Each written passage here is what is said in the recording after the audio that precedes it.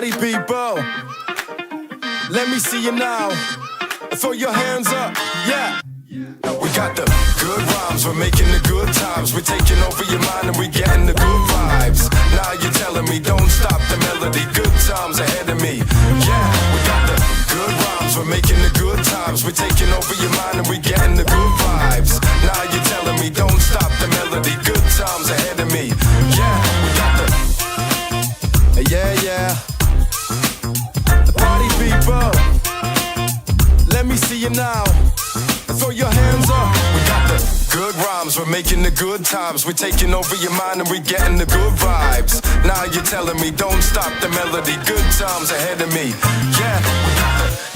We got the good rhymes, we're making the good times. We're taking over your mind and we're getting the good vibes. Now you're telling me don't stop the melody. Good times ahead of me, yeah. We got the good rhymes, we're making the good times. We're taking over your mind and we're getting the good vibes. Now you're telling me don't stop the melody. Good times ahead of me, yeah. We got the good rhymes.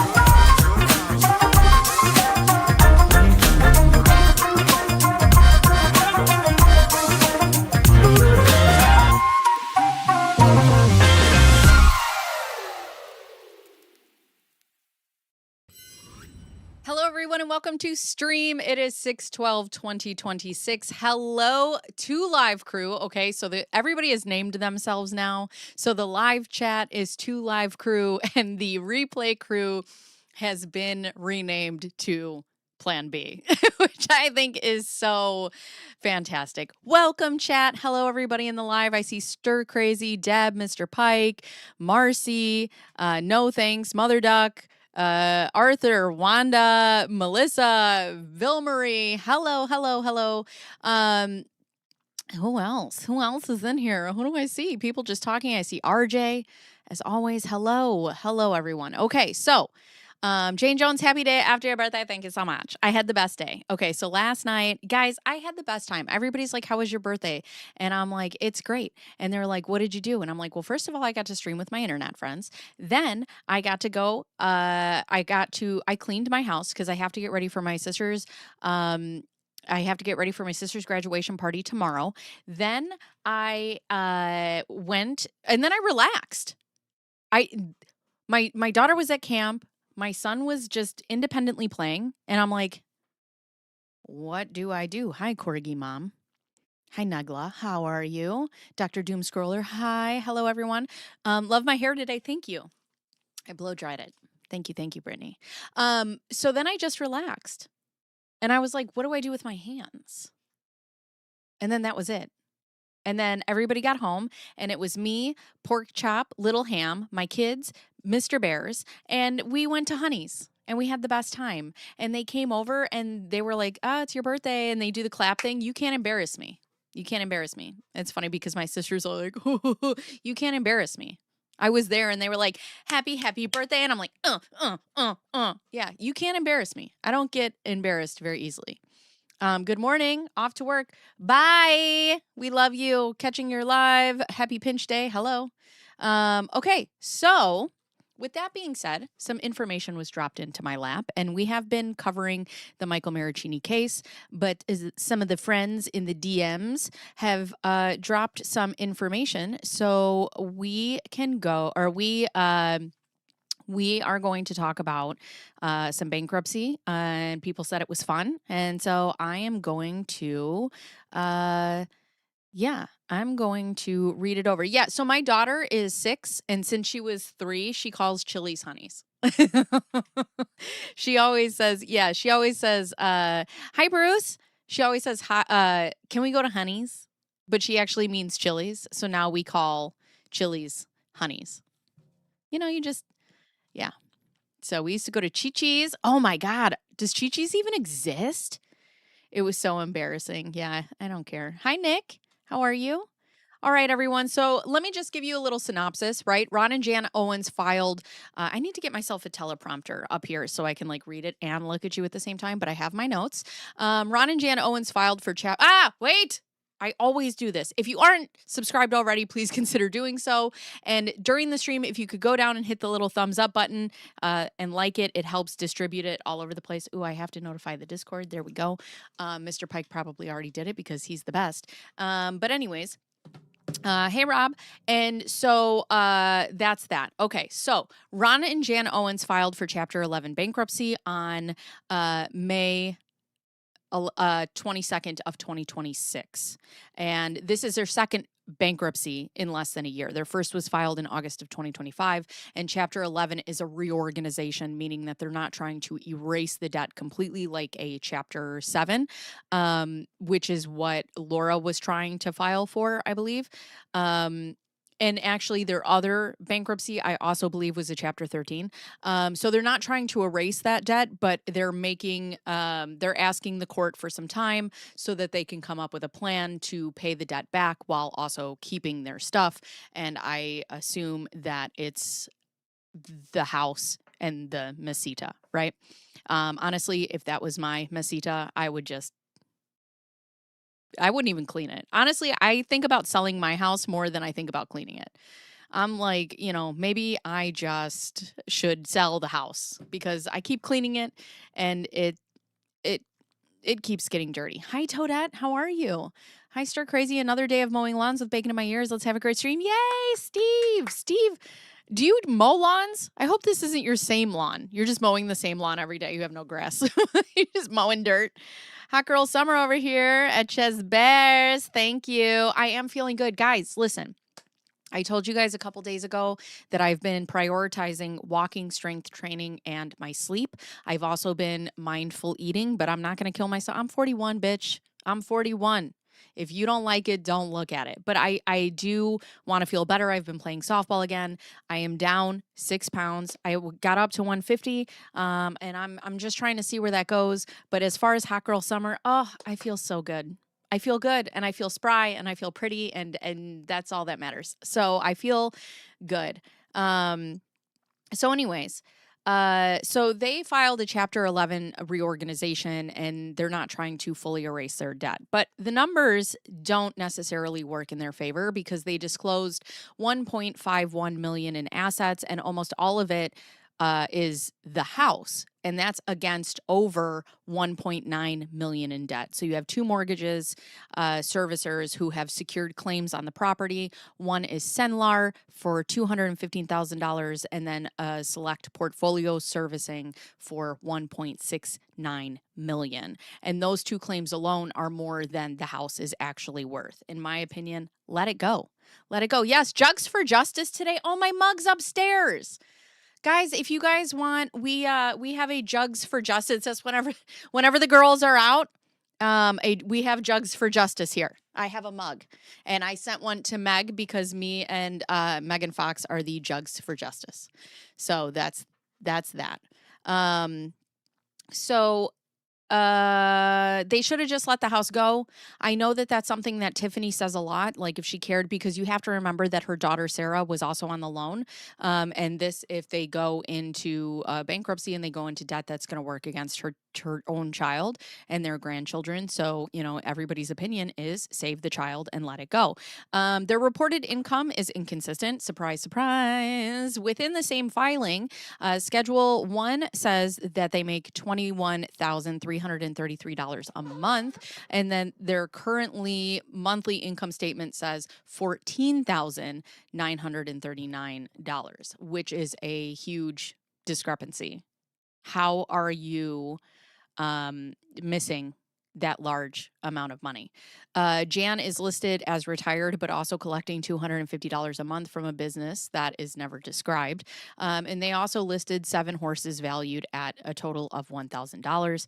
I'm sure their dogs are also just $1. Hi, Jen. I just spilled coffee all over myself. No, I hope it wasn't hot. Hi, Inokinari. Hello, I hope I said that right.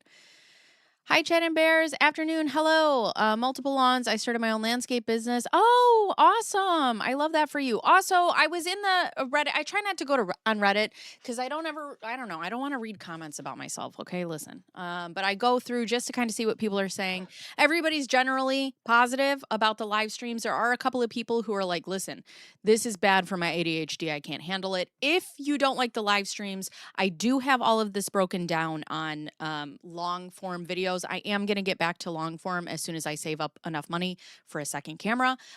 So we're going to do that because long form this way and that way. It's just, it's time for me to upgrade my camera. Okay. Anyways.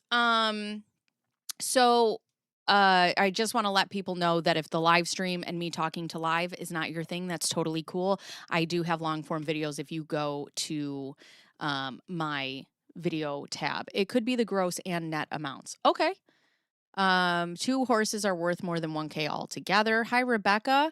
Google says that it's another 2 hours and 25 minutes for my drive home. I'm going to need some bacon to stream. Hello. I wonder how much of the forum discrepancy is Jan rushing through the forum to stall the auction versus them intentionally trying to deceive the court. That is a good point. How much of this is just to stay so that they don't have to sell their house right away? Hello, Josie from Brunswick, Canada. Okay, Nick. It's Nick now. Inuki. Nick. Got it. The horses are all over 20 years old and haven't done a thing in years. Thank you, Carl. I've been tanning. I've been outside. I haven't been tanning on purpose. It's like when I step outside, my skin, it's like a microwave. I walk out and it's just like zap tan. Looking gorgeous as ever. Thank you. The people who can't do EDB, everyone is different. I love your lives. Thank you. Listen, I'm here live. I want to talk to the chat. That's for me, being live, the whole point is being with the chat. Okay. So, hey. Finally made a live stream. Happy belated birthday at Bacon Beers. Bacon Beers. Well, Bruce, you don't have to feel bad about calling me Bacon Beer anymore. That's fine. I'll take Bacon Beer. Thank you for the 10, Geek Mom. I appreciate that. Thank you. Thank you. Their reported income is, okay, so we read that. Okay, so 4 days after filing, the court issued a deficiency notice. The petition checked the box saying credit counseling certificates were attached. They were not. Surprise, surprise. So there's that. Hi, RJ.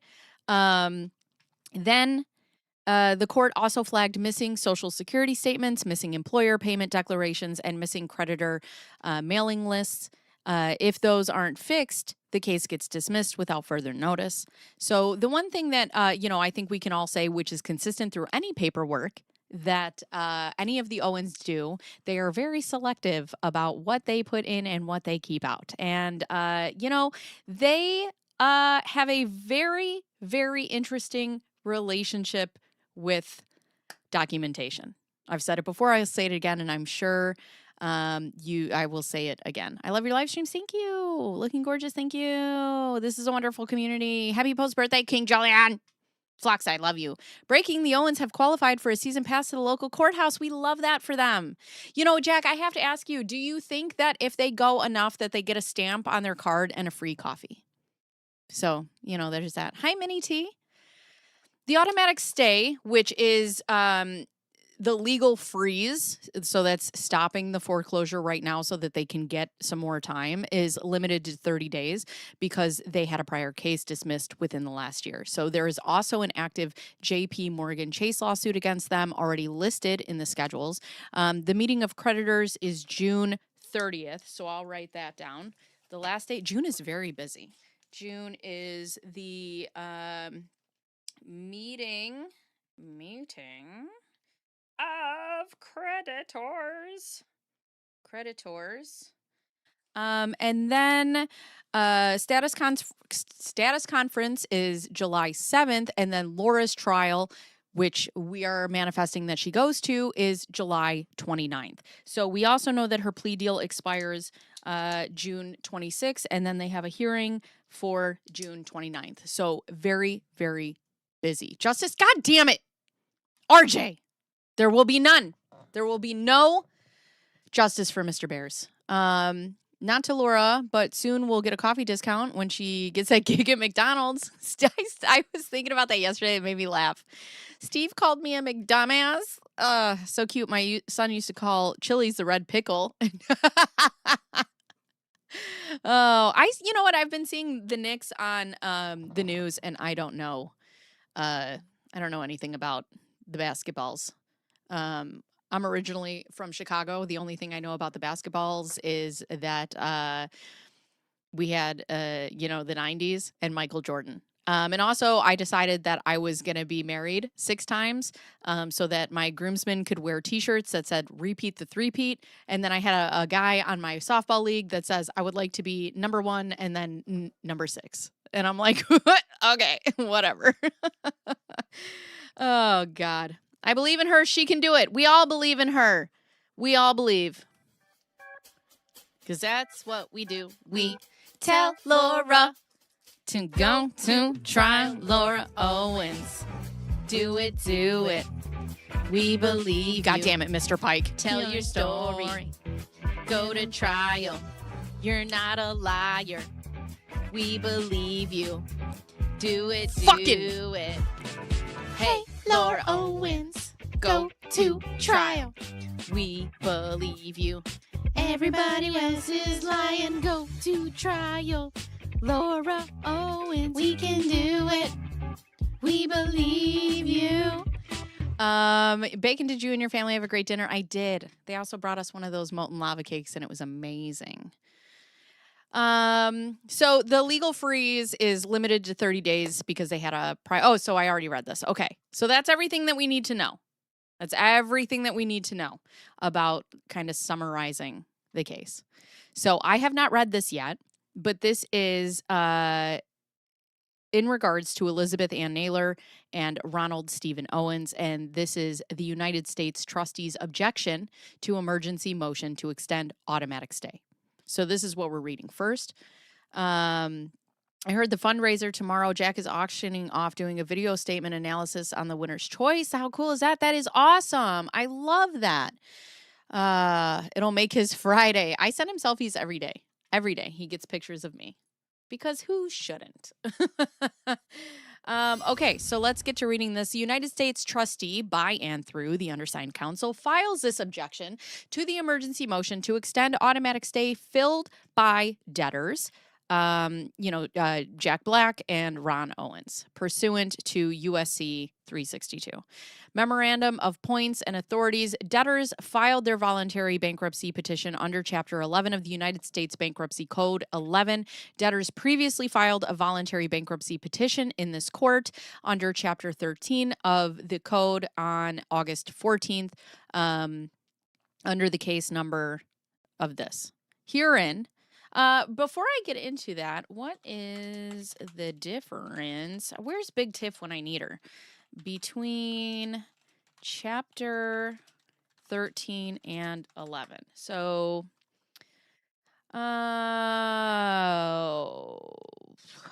chapter 11 and chapter 13 are both reorganization bankruptcies that allow you to restructure your debts and repay them over the time, but they differ significantly in eligibility, cost, and complexity. Chapter 11 is primarily for business and individuals with massive debt loads exceeding standard limits. Chapter 13 is exclusively for individuals and sole proprietors with a regular income. Okay. So, yeah. Anyways, I don't know. I'm going to have to talk to Big Tiff a little bit more about that and see what she says because I still don't understand.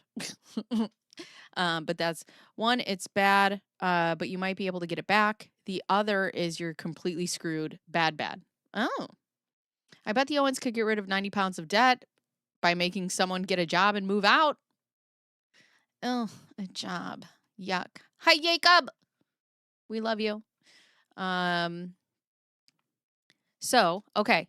In less than 4 months after the Chapter 13 was dismissed. So this is that. Oh, wait, I'm sorry. The Chapter 13 was dismissed on January 26, 2026, based on debtors' failure to comply with the recommendations of Chapter 13, Trustee Edward Manny, with respect to the debtors. Debtors filed this case on May 22nd of 2026, less than 4 hours after the Chapter 13 was dismissed. So Code Section 362 requires that the stay be terminated, meaning that they cannot have this and they got to get out of their house, right? In 2005, Congress enacted the Bankruptcy Abuse Prevention and Consumer Protection Act of 2005. Bankruptcy abuse prevention. I love that. I love that. We love that. In an effort to prevent bankruptcy abuses committed by serial filing debtors. BAPCPA. Huh. We stand.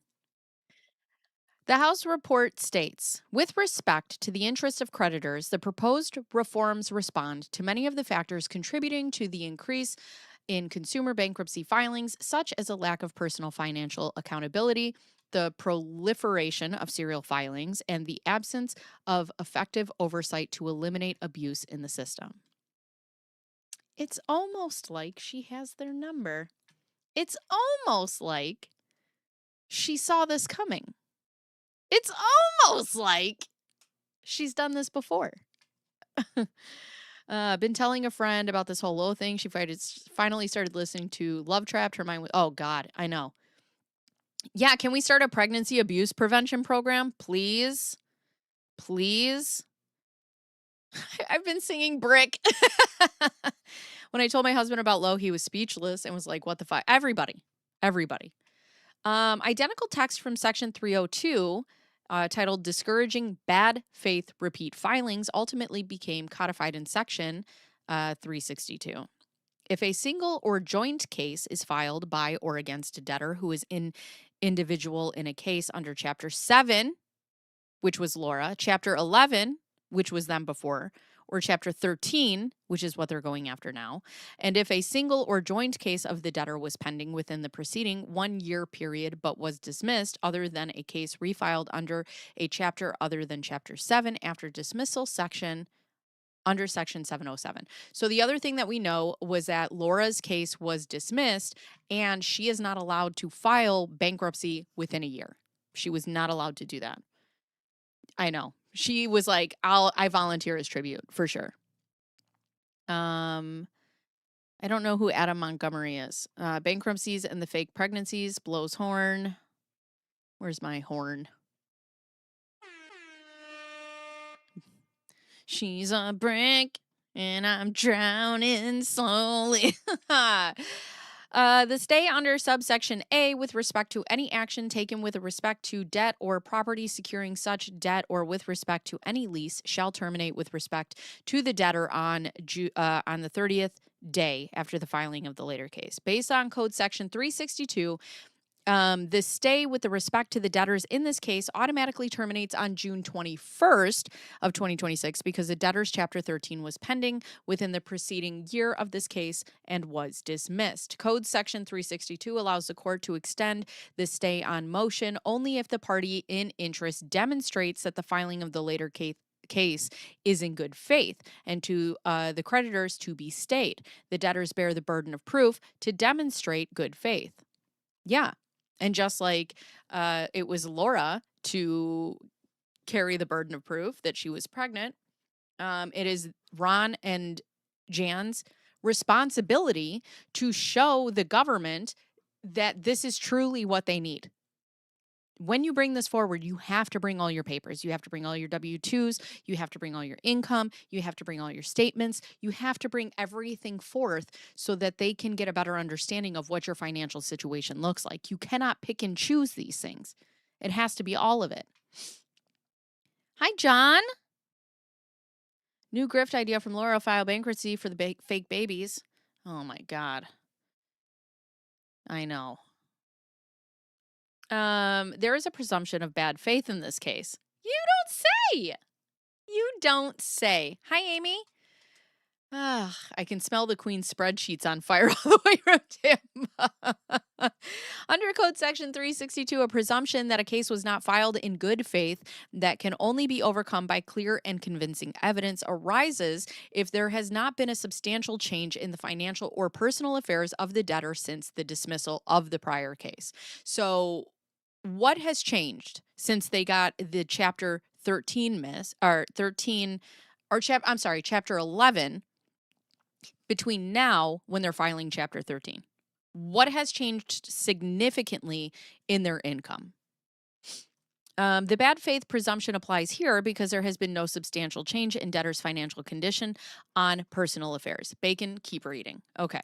With the exception of alleged monthly business income of $250 per month, the debtor's current income is precisely the same that it was when they filed the Chapter 13. The income consists primarily of exempt Social Security funds, $2,003 for debtor 1 and $3,664 for debtor 2. So debtor 1 is Jan, I assume. Pension funds is $2,730 for debtor 1 and $12,000, because this is Ronn's pension, $12,686 for debtor 2, which is the same as their last. Is asking too much from them. I know, I'm logicking. I'm so sorry. Did you guys follow the Nicholas Rossi when he faked his own death and became Arthur Knight? Who is that?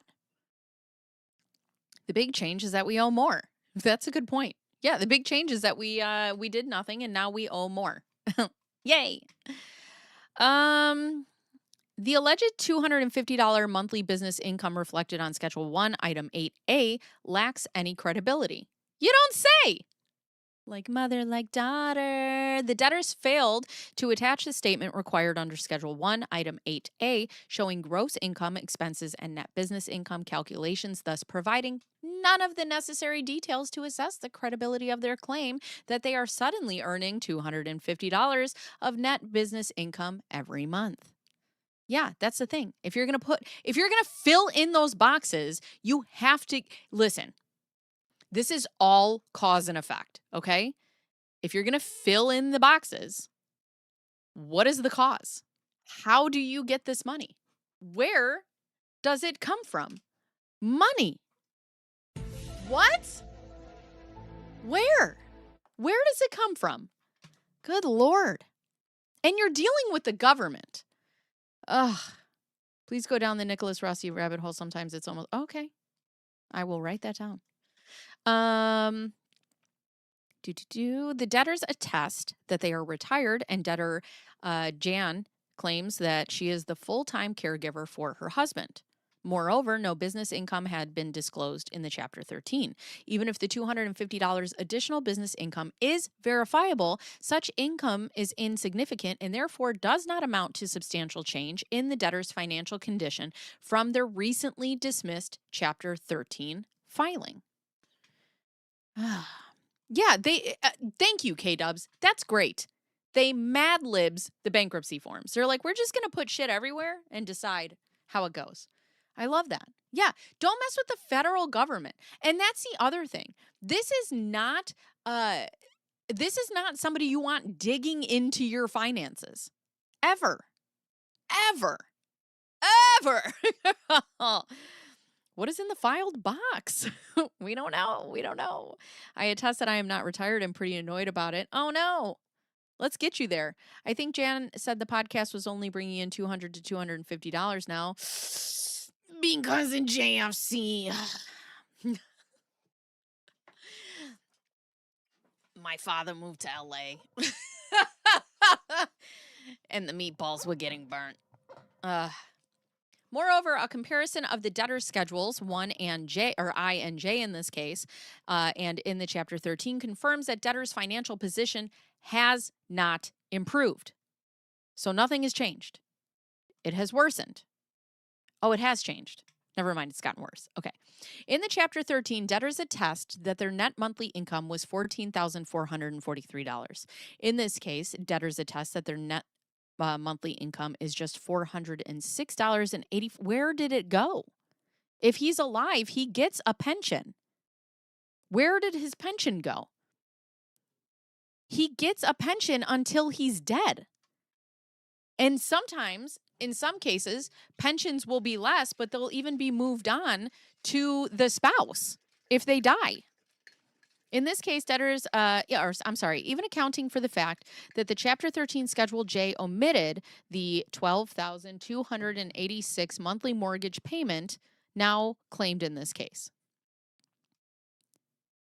How the fuck are you paying almost $12,500 on a mortgage and you make $400 a month? How? His pension went to Laura? Yeah, I guess. I mean, but it doesn't mean that it's not coming in. That's the thing, is they're claiming that this is the income that they're making. So even if he is spending it on Laura, that doesn't matter. The fact that 12,286 should still be coming in monthly is what should matter. Do the Owens have penalties for not filing IRS forms? That's a great question. I do not know that. And the GoFundMe. Yes, they have a GoFundMe. That is correct. Schedule J omitted the $12,286 monthly mortgage payment now claimed in this case, which, had it been included, would have reduced the Chapter 13 net income to $2,157. The debtor's financial condition is deteriorated, not improved. This decline is the opposite of the substantial change that would support a finding of good faith or increase the likelihood of plan confirmation. Based on the foregoing, the presumption of bad faith arises as a matter of law under Code Section 362. As such, it was incumbent upon the debtors to submit clear and convincing evidence to this court to overcome the presumption of bad faith. Exactly. And that's fine. That's fine. Tell us where your money went and why you're not making what you were making less than a year ago. One thing I would like to know, who in here works for free? Not me, never, never. These bankruptcy cases are the craziest thing to me since Laura filed an IAH against Dave in LA court. Oh, God. You know, I thought about that and I was like, you know what? Maybe she won't send me a cease and desist. Maybe she's gearing up. Maybe I'm going to get sued.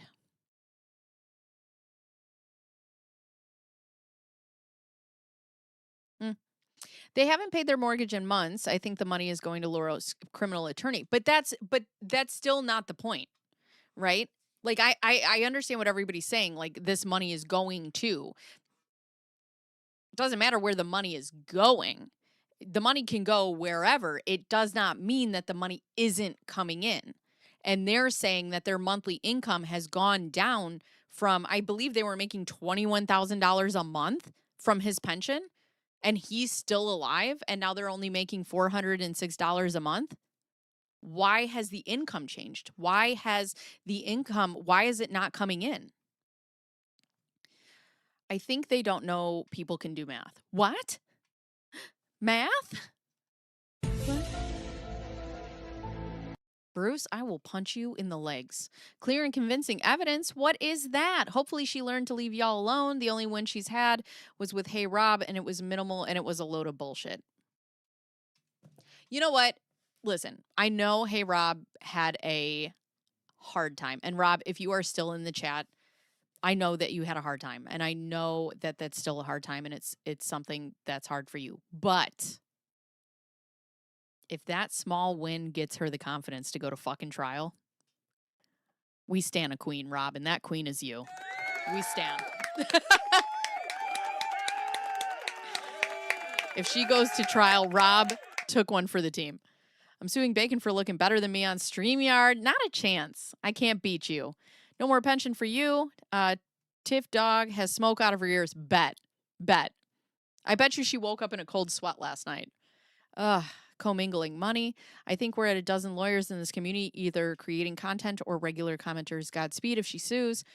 Go to trial. We believe you. We believe you. I just wonder if she's going to go pro se. I'll go pro se. You want to pro se together, Laura? I'll do it. You pro se. I pro se. We scissor with our pro ses. I don't know what the fuck.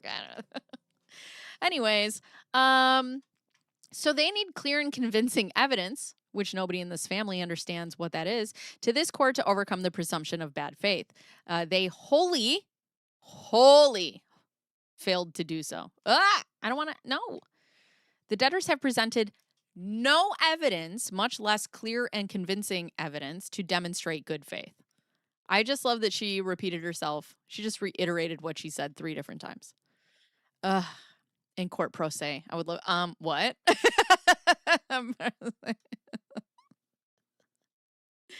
Pro se versus pro se. Don't ask questions, Flux. It's where my mind goes all the time. Let's have a kiki. I want to have a kiki. Further, as explained below, the evidence on record clearly proves that this case was not filed in good faith. And there's a 4th time. 4 different times. She's like, y'all are lying. Lying. Even if okay, so this is the record substantiates bad faith. I love it. Pro se. Pro se all day. Pro se all day. Porn and cocaine. Porn and cocaine. Okay, even if the presumption of bad faith is inapplicable, sorry. There is ample evidence in the record to establish that this case was not filed in good faith. In the Van Dam, Street Fighter fucker, in the Van Dam case cited above in the 9th Circuit, BAP held, for the purposes of 362, courts have borrowed from the pre-existing factors considering to determine the debtor's good faith in proposing a Chapter 13 plan. Van Dam, citing in Re. Elliott Cook, citing in regards to Leavitt, 1219, the Van Dam court reiterated those factors as follows.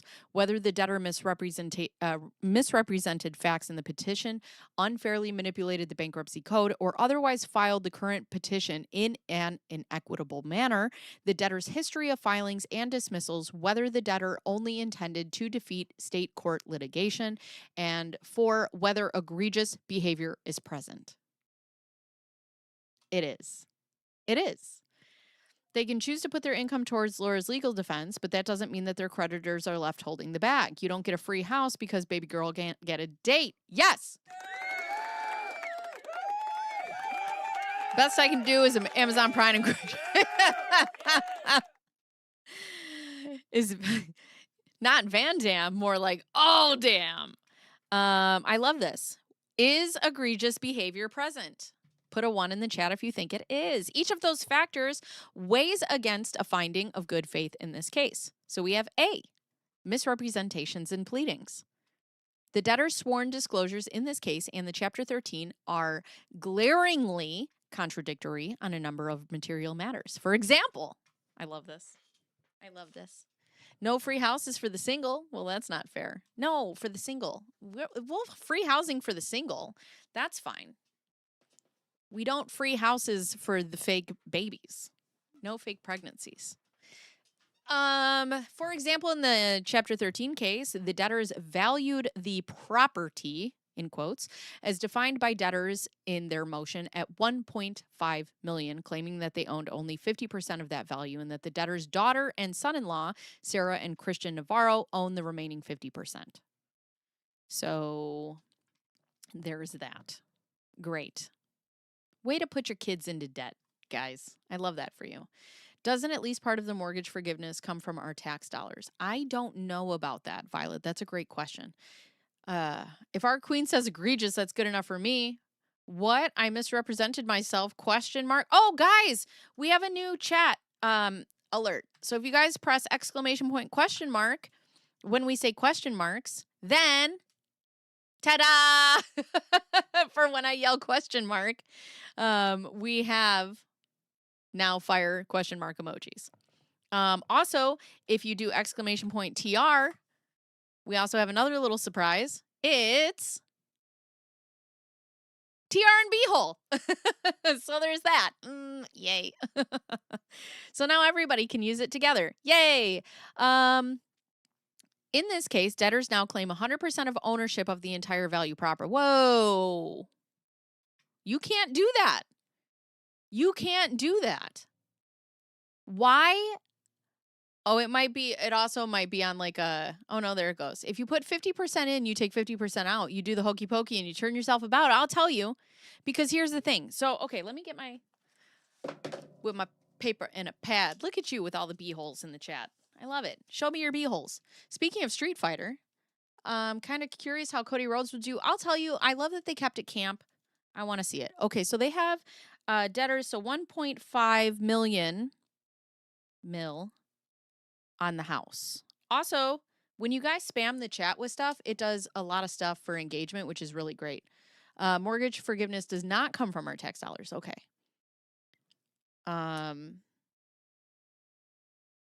So there's that. Okay, so how is it that Sarah and Christian were on the hook for 50%, but now we're not? Because in this case, the debtors now complain 100%. Slow down, Bacon. You are too excited. In this case, the debtors now claim 100% ownership of the entire value of the property. How? Where did Sarah and Christian go? Just 4 months after the dismissal of the Chapter 13, the debtors claim a completely different ownership structure with respect to the property, completely failing to disclose any information about the previously claimed ownership of their daughter and son-in-law. Right. Where are they? Merry Friday! Headed to town, buy a tax packet. Also, thank you for sending me these. And also Stir Crazy was sending me these too. I appreciate you guys. Like the fact that you guys just show up in my DMs with the papers is so nice. I love it. I'm using my mug right now. I love that. No thanks. Did the daughter sign it back over to the parents? I don't know. Claiming 100% ownership when they are underwater on loans is a stretch. Could Sarah have been given secret money? But oh, you mean like they hid it through her? I don't know. But how did she get her name off the loan is what I want to know. Hands up. Who thinks Christian should be asked if he recalls signing up to this debt? Ugh. They are on the mortgage still, right? Which means if you're going to file for bankruptcy, you cannot say that they're not. You have to put everything out there. You have to show the goods. Ugh. Their co-signers can't just remove themselves from loans. The only way they could do that is pay off the loans. Jan, you were looking at that other doc. Can we take these backsies? Don't have multiple mortgages on the house, don't they? So maybe they are only on the second mortgage. That is a question for Big Tiff. Oh, Greg. Greg is in the chat. Greg hacked their family. I do miss Laura Satan's voice. Don't worry. I'm always here. I love you, Brittany. It's Brittany, bitch. The same logic for Low when she was asked if she was one of the owners when convenient. They are full owner or not. Unless the mortgage is renegotiated with the bank, Sarah cannot get off the loan. And they would have had to do that in this amount of time. I'm curious about the New Mexico Limited Liability Company. Jan hid from the bankruptcy court. I don't know about that. Does being a cosigner automatically mean you own half the debt? Yes. Yes. So if you want to buy a car and you basically what happens is let's say you buy a car, okay? And you can't get the loan because your credit isn't good enough, so you need a cosigner. What happens is if you can't pay that loan, they then come after me because I'm saying as a cosigner that if you don't pay that loan, I'll pay that loan, which is why I would never cosign for fucking anybody. Anybody. Nobody. I remember my mom told me, she's like, if I co-sign for you on this loan and you fucking default on this loan, I'll break your legs. Because my mom had really good credit. Oh, God. Anyways, despite failing to disclose the ownership interest, if any, of Sarah and Christian Navarro on Schedule A in this case, the debtors claim on Schedule H that Sarah and Christian Navarro are co-debtors of their home mortgage obligation. So we have Schedule A that says they are not, and Schedule H that says that they are. Okay. Cosigners are back up to you paying off your loan, so they are responsible for the entire remaining balance, right? Or whatever they signed up for. So, like, let's say 2 loans were taken out on the house, right? Like if whatever, they're responsible for their portion of the loan. If they're on, God damn it, these Dollar Tree pens. I just broke another one. Ugh. Timmy, welcome to Curious Minds. Exactly, I'm not ruining my 820 credit score. That's right. Laura Owens credit. Well, I guess that's why I've never co-signed for anyone. Slides in. Hey, Wendy. Either the Navarros hold an ownership interest in the property as sworn in the Chapter 13 and as is consistent with their continued status as co-debtors on both mortgages, in which the case, the current Schedule A-B is false, or they do not, as implied by the current Schedule A-B, in which case the debtors have failed to explain how or why a 50% ownership interest disclosed under oath 9 months ago simply disappeared. God damn it, I love you. God damn it, I love you.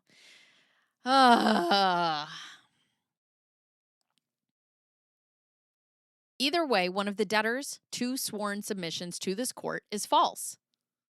Yes. Yes. This is the same thing with my Laura Owens videos. I did in most of her videos, it's with this case and these people in particular, 2 things cannot be true.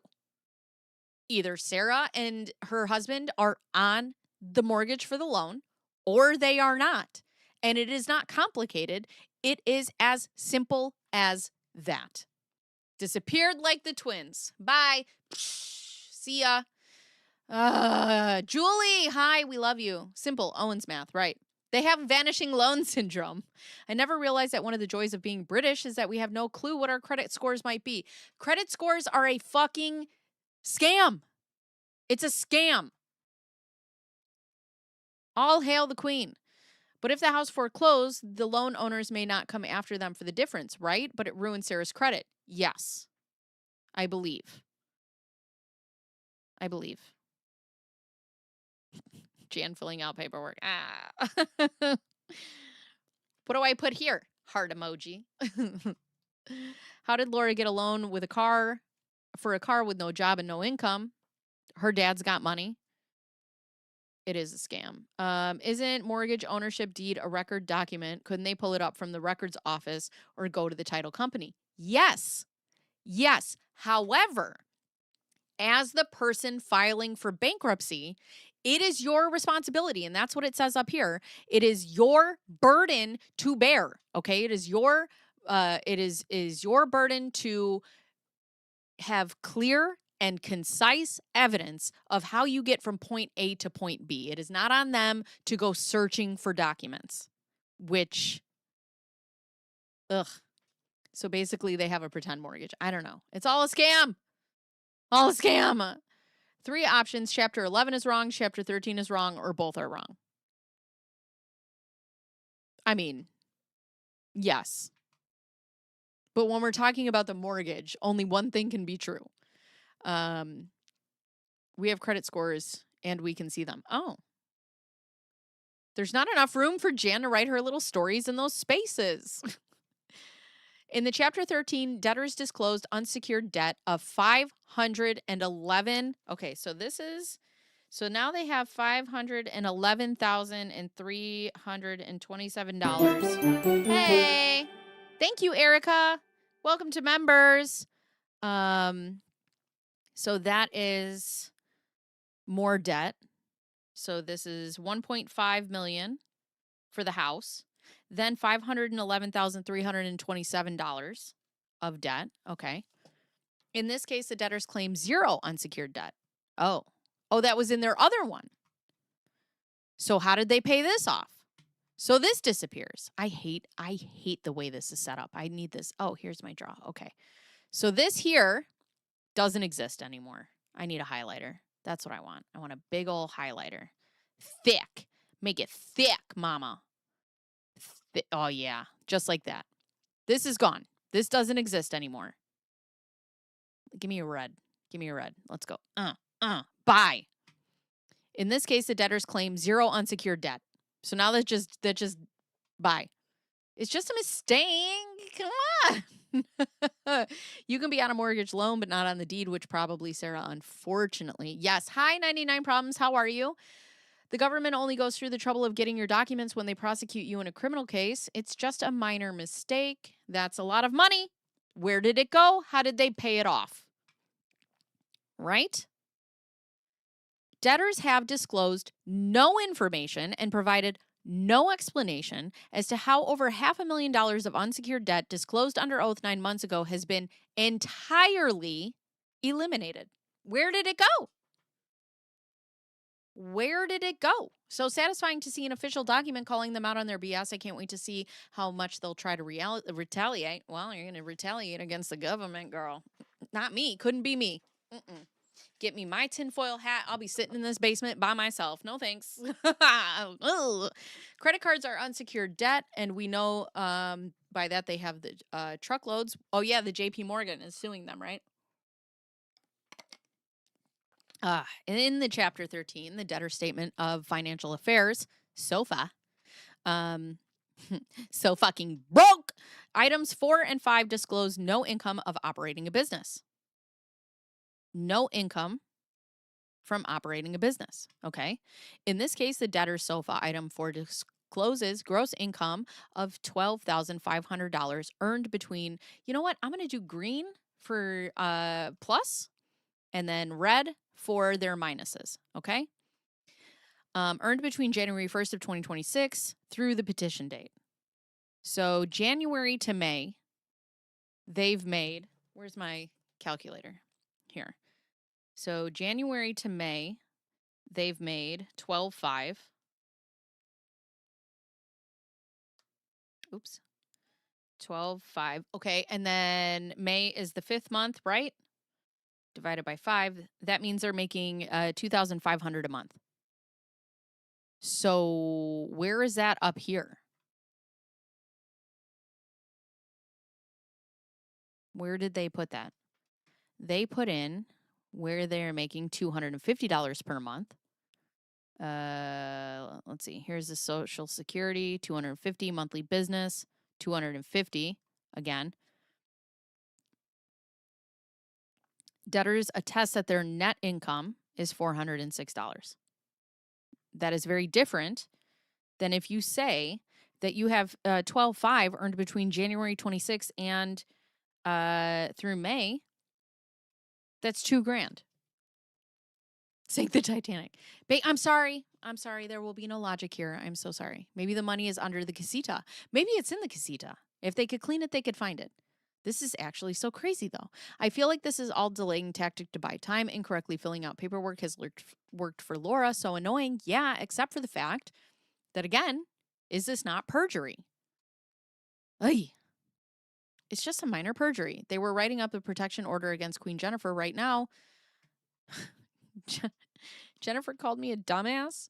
In the Chapter 13, monthly expenses disclosed in Schedule J. So now we need some red. In Schedule J, we're $6,640. So now they're in the red again. Now the debtors claim monthly expenses of $20,000. $21,000 essentially. $29,260.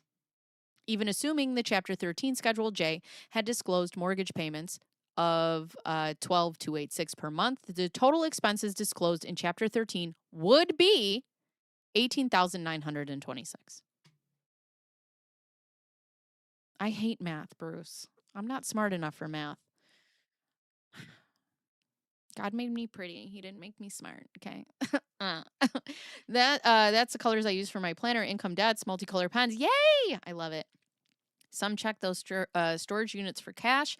The federal government putting their lies together and making them public record is glorious. The problem with using the same revenue items across a multitude of filings applications is that it eventually you might have to reconcile them into a single view report filing for bankruptcy. And then, yes, and then you're going to get in trouble is the and then. This is still, we'll just draw this. This is still $2,000 less than the expenses currently claimed by the debtors. Where did it go? Hug the maths. No, I'm not good. I'm good at like problem solving and like science, like physics. I'm cool at that. But like math, especially simple math, especially when you hit me with a 7, like 7 plus 4. Bitch, I got to use my fingers. My brain is yearning for an Excel spreadsheet right now. I can't be expected to keep this many numbers straight in my head. That's why I have my little notepad here. Wait, I'm not pretty or smart. Yes, you are. Is girl con math? I love forensic accounting. So this is what I told Big Tiff. I'm like, what you need to do is you need to take all these documents from court cases and just break them down so people understand them. I'm like, your channel would fly. In the chapter 13, the debtors claimed $425 of monthly horse insurance expenses. That's half of what your 7 horses are worth. No such expense is disclosed in this case. Surprise. Moreover, in this case, the debtors claim $2,400 per month in home care assistance, which is not disclosed at all in the chapter 13. Now, one thing I want to say about home care assistance is a lot of people get paid to be home care providers. So did she disclose if she's getting paid? Do you get paid in Arizona for that? Let's see. Do you get paid in Arizona for being a spouse caregiver? Because I know where I am, you do. Yes, you can get paid for being a spouse caregiver in Arizona. So where is that? Physics is math. God damn it. No, it's not. No, it's not. Ugh. Notepads. Excel. Forensic accounting proves that anything can be fascinating as long as the crime is attached to it. Honestly, yes. Yes. Hound servant, also a queen. Hound servant, you're a queen? We love it. Which was not disclosed at all. Yeah, where is that? And who is the home care assistance if above Jan said that she was the one taking care of Ron? The validity of that expense is uncertain in the light of the debtor's assertion to the debtor. Naylor is debtor. Yes, Ronald Owens' full-time caregiver. So who are they paying $2,400 a month in home care assistance if she is the full-time caregiver? And I'm going to assume that she's getting paid for being his caregiver. Where is that money? In the chapter 13, the debtors disclose that Naylor also used the name Jan Black. No such disclosure is made in the chapter 11 petition. Debtors have also concealed an ownership interest in a limited liability company. Oh. Oy. Ooh. In the chapter 13, the Arizona Department of Revenue, ADOR, objected to the debtors' plan on the ground that debtors owned or had owned an entity called Good Luck Shop LLC. How many fucking LLCs do these people own? How? Hi, Elizabeth. Yes, it is the document filed by the DOJ. How many? I mean, Laura herself is on 4 of them, 5 of them. She's got Stylette, Lizmax. What were the other ones? Quartet Farms, Keybacker. Am I missing another one or was it only 4? I mean, she's on 4 by herself. Right. Part-time help when they go to Barry's Daily. What's a Barry's membership? Barry's Gym membership cost. What's that? $300 a month? Pricing. Deny. Select your studio. Just give me the pricing. Where are they? Let's see. Pricing in Hoboken. Shut up. The pricing in Hoboken is $43 for one class. 10 classes. Hampton Summer Getaway. Oh, no. Class packages. Hoboken only exclusive membership. $255 for 8 classes for 30 days. $327 a month. $399 a month. $476 a month. This is not something that's cheap. A bunch of failed ones that never made a bloody cent with paid more than an LLC. Oh, God. Maybe they were paying for a respite caregiver. She's old too. I didn't think about a caregiver for her. That's a good point. And then she removed her name off of them after the June 10th trial. Miss Giaimo is the same woman who questioned Laura. I haven't listened to that yet, but I can't wait. I haven't listened to it in full. Barry's is $300 per month. Rich people stuff. Yeah, I wouldn't know what that's all about. So there's that. Disco balls.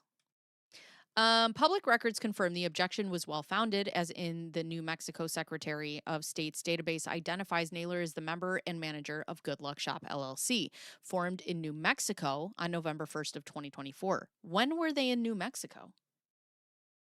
And why was it filed there?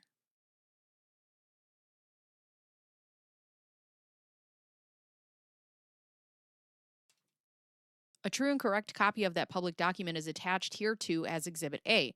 Despite Adder having flagged the issue 9 months ago, debtors failed to disclose, surprise, surprise, this asset in either their Chapter 13 or this case, which demonstrates a continuing misrepresentation to the court. What is this Good Luck Shop LLC? Like, what is it supposed to be for? Bruce has the balls, y'all. Especially when Lo and Jan go to competition. Who takes care of Ron? That's a good point. Jan's family is from New Mexico. Her mom's home. That's the only connection. They haven't lived there. Oh, okay. Was it filed at the same time she sued her brother? So that's a big TIF question, but it was 2024. So I don't know that. You don't have to be in the state. You can file in states with better tax laws. Really? Why are you allowed to do that? Like, why am I'm allowed to just file an LLC across the country from me? If I want to. Maybe setting up an LLC is cheaper in New Mexico. They just fill up his food and water bowls. They put a cone and a moo-moo on him and he sits with that dog. I'll grant I'm better at algebra. Physics is all math. No, it's not. Debtors' history, filings, and dismissal. The debtors' Chapter 13 was dismissed less than 4 months before the petition date, in this case based on delinquencies that the debtors made no effort to cure. Right. We know that they were supposed to hand over, I believe it was tax forms, W-2s, and they didn't. They were like, we're going to file for bankruptcy, but we're not going to give you any of the necessary documentation. Okay. Okay. What? I need that sound. It's cheap. $50. I'm going to make an LLC in New Mexico. Let's go. That's why a lot of LLCs are out of Delaware. Oh, hi, Jupiter. Net to paid, NM gross tax receipts. There could be a need for a secondary caregiver if Ron needs care in the night or help during physio exercises or anything not suspicious in general. But you got to show the proof, right? And that's all they're asking for. Some states just require minimum contacts with the state, and with the mom's estate, she probably can establish contacts with New Mexico. Delaware is most lenient. Maybe some of that credit card debt is paying ahead for Barry's. All I'm seeing is that the filing for bankruptcy, get a lawyer so you don't screw it up. Yeah. Jan and Laura know how to open bank accounts and take out loans in the name of LLCs. Since Ron and Jan haven't paid a dime of mortgage in a year or so, where is their money? Well, that is the big question, isn't it? So they can't be surprised when it's denied. Hi, Jen. You should definitely make an LLC in Delaware. We'll do that. Maybe we'll do that together. We'll do that as a group. Okay? I probably should. I used to have one, and then I let it go. The delinquencies were substantial on filed tax returns. Oh, God, my memory's so good sometimes. A $31,200 plan arrearage, is that how you say that?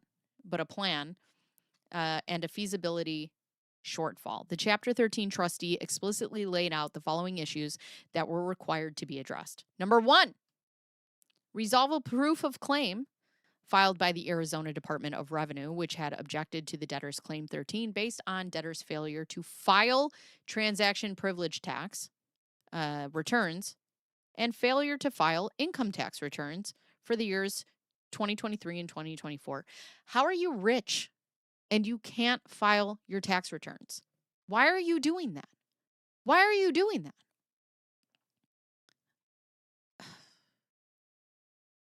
Better rules. Oh. Okay.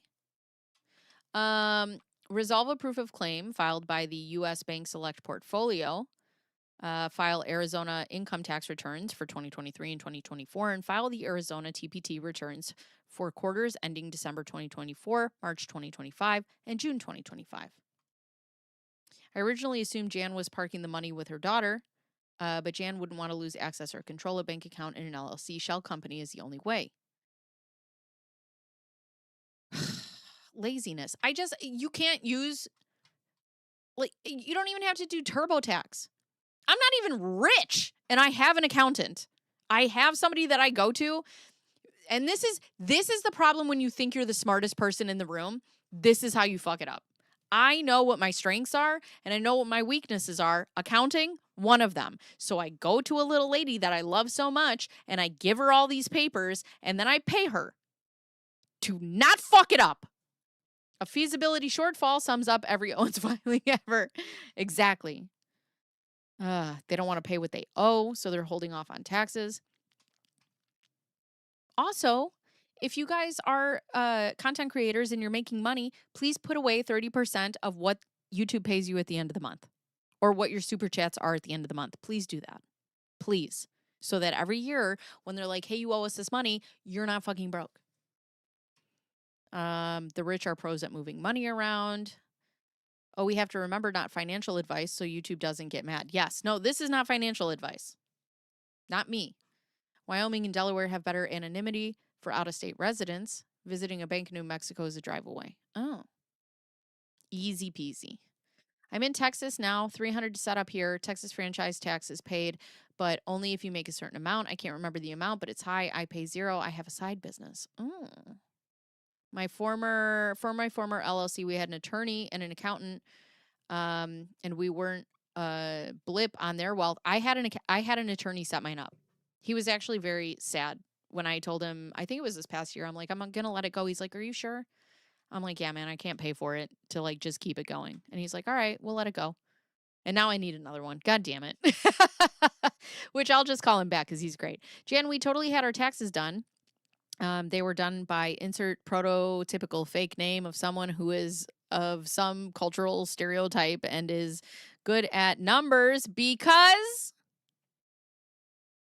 racism. That's my opinion!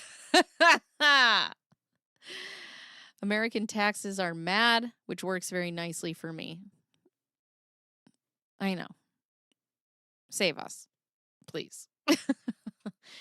Everything is bigger in Texas, including the felonies. Let's see. Number 4, they wanted them to produce the Chapter 13 trustees copies of bank statements related to 5 bank accounts disclosed in the schedules. Exactly. Give us your bank statements. Show us your money. You're saying you don't have money. Just give us the statements. 5, cure delinquent plan payments of $31,200. 6, produce to the Chapter 13 trustee copies of signed and completed federal tax returns for 2004 and tax form W-2s and tax form 1099s. You file in other states to get advantages like tax effect. Why didn't I know this? You know why? Because I'm poor. That's why. Because I'm not rich. I don't know how to do things like this. Number 7, prove plan. Let's see. Prove plan feasibility in light of the fact that debtors Chapter 13 schedules I and J reveal disposable income of $14,443, whereas the Chapter 13 plan payments were $15,600 per month. Okay, so they dropped by about $1,000. Their disposable income is now $1,443 or I'm sorry, 14,443. And it was 15,600. So exactly, prove it. Why? Why? These people are terrifying, right? Took care of the taxes, and now we can't. And the women aren't. That's just a theory. That's a good point. They have indisputable evidence that they aren't scamming. Produced documentation proving that the value of the debtor's disclosed business in Quartet Farms, LLC, Nobody Told Me, LLC, and Lizmax Investments, LLC was 0. And explain the inconsistency between the debtor's disclosure on Schedule B that they own multiple horses despite there being no disclosure of tack or trailers. Also explain why debtor's schedules disclose no vehicle ownership or leasing. How dare you? How dare you ask them for proof and not just take their word for it? Even if you're poor, it's a good idea to protect the bit you have so that you have a little bit more. That's true. Hey! Marissa, thank you. Where are my alerts?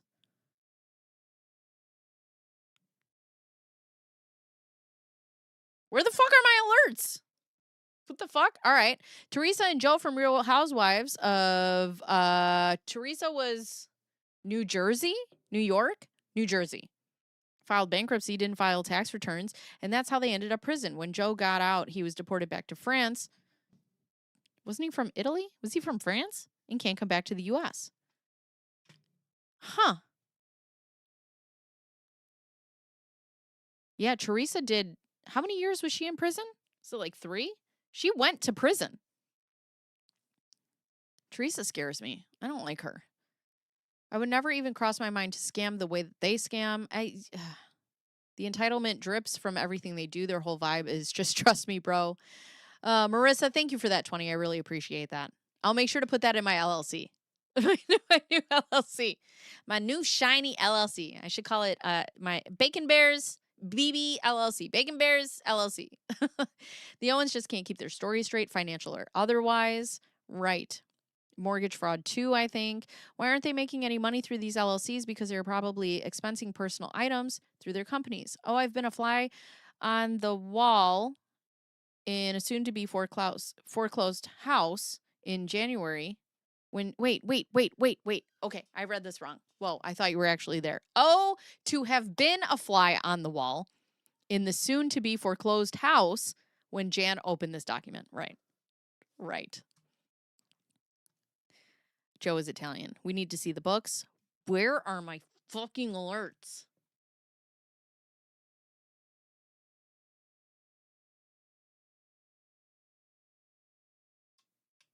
This makes me very upset. Thank you for the $2. I couldn't remember which country. Thank you so much. Joe is from Italy. Jack, to be on a fly on the wall, I would say I would like to be a fly on the wall at any point in time that Laura was going through anything that she was going through with the guys. That's what I want to see. I want to see the inside thoughts just buzzing around in there. In response, the debtors complied with none of the trustees' recommendations. None. Great. Now my birthday. Happy birthday. November 1st. In their instant motion, debtors seek to place blame exclusively on their prior counsel for their failure to comply with the Chapter 13 trustees' recommendations. However, a number of items were clearly within the exclusive control of the debtors. They were obligated to file Arizona tax returns, but they failed to do so. They were also the parties ultimately responsible to cure the $31,200 payment plan delinquency, but they failed to do so. Oh, to be a fly on the wall in the mesita.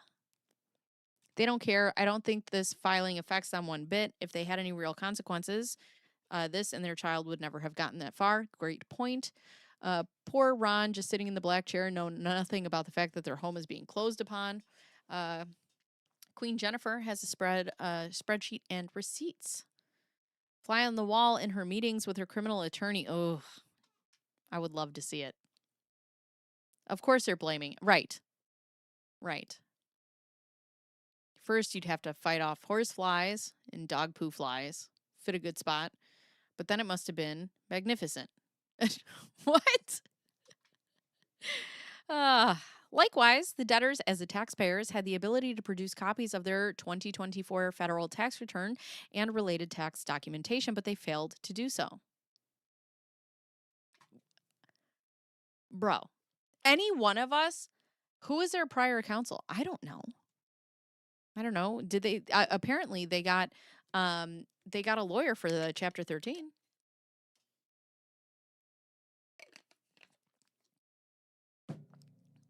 Hi, Parapet. Teresa and Joe from The Real Housewives of, woman shrugging emoji, filed bankruptcy, didn't file tax returns, etc. and that's how they ended up in prison. When Joe got out, he was deported back to France and can't come back to the US. Lol. Stream Elements, are you okay? I'm in. Fly on the wall with the investigators reading Laura's reading Laura's emails. It's the email. What? Oh my God. Debtors claim in their motion that the 2023 and 2024 federal and state tax returns have now been completed, yet they fail to attach copies of those completed returns to substantiate their claim. Why? Ugh. Right, they filed bar complaints. They could do all that. Once upon a time, I had an overdraft that was 100 pounds, 140, or I'm sorry, 100,000K, 140K. I couldn't sleep and would feel the urge to puke randomly. I couldn't remember which country.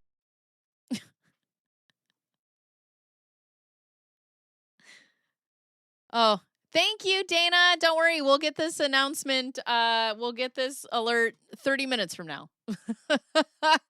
My future discount is your future physics tutor.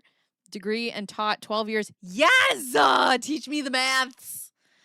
I want to know. Where is it? I want to know things. Teach me. Bacon, have you ever read through this Chapter 11 filing amendment? It's the one that came out last week. It is literally everybody else's fault. Hoboken Jan would have a field day. I'll do it. Right now, Laura and ChatGPT are sitting down writing a bar complaint about Queen Jennifer. They're getting an IAH complaint against her. Oh, God. Moreover, the completion of the tax return is insufficient. They must also be filed. In any event, the debtors attempt to shirk any responsibility for their own failure to comply with the Chapter 13 trustees' explicit directives should be rejected outright. The debtors made no attempt to bring their concerns about their attorney to the courts, nor the Chapter 13's trustees' attention. And there was no attempt to seek reconsideration of the court's dismissal order. Big Tiff Dog! God damn it, get in my stream right now. I have so much to talk to you about. Ugh, I've been summoning you. Jan's Amendment 1 was big. Oh, we'll read it. Consequently, the debtor's history of filings and dismissals weigh heavily against a finding of good faith in this case. Everybody clap. Big Tiff is here. Thank God. We need an adult. Financial queen. Our financial queen. All right, we're on to C. Debtors are only seeking to defeat the state foreclosure. Man, she's really calling them out. I'm just picturing Queen Jennifer seeing Jan's filings and then yelling, hold my beer as she runs to the computer. Honestly, that's me anytime there's a confrontation. I'm like, oh yeah? Let's light this fucking candle. So they completed the tax. Right, they completed them, but they didn't file them. They completed them. Just like Laura My discount as your future physics tutor, smiley face emoji, degree and taught 12 years through calculus based. Just like Laura, thank you, Dana, for that 10. Just like Laura went to the doctor but didn't go in. It's the same thing. It's the same thing. I can't wait.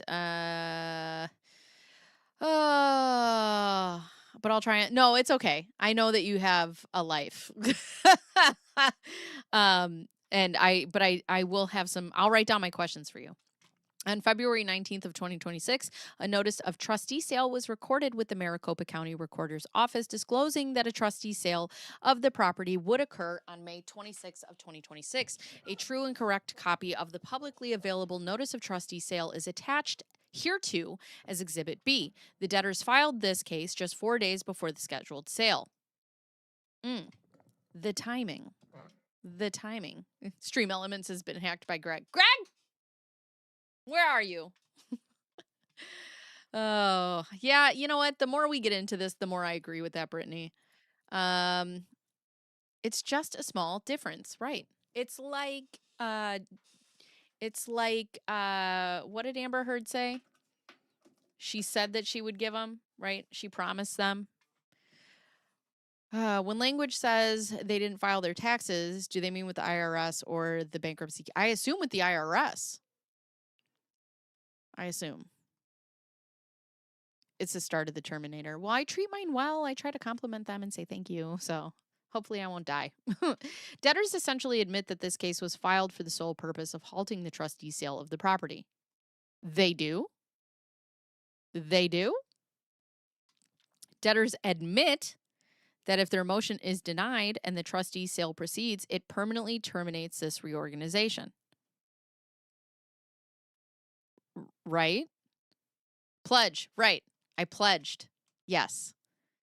I'm literally in love with this document. I may elope with it. Look at all, God, everybody, even my DMs, the women who were reading this and they were writing in my DMs are like, sorry if I drooled all over it. I'm like, what is in it? I don't know, but it's making my nipples hard. I don't know. It's so good. She pledged. That's right. IRS and state taxes, along with providing copies to bankruptcy court. The timing of the bankruptcy filing just days before the trustee sale is also indicative of the primary purpose of this filing, to obstruct the lender from exercising its foreclosure rights. Notably, the debtors acknowledged that in April 2025, their mortgage arrearage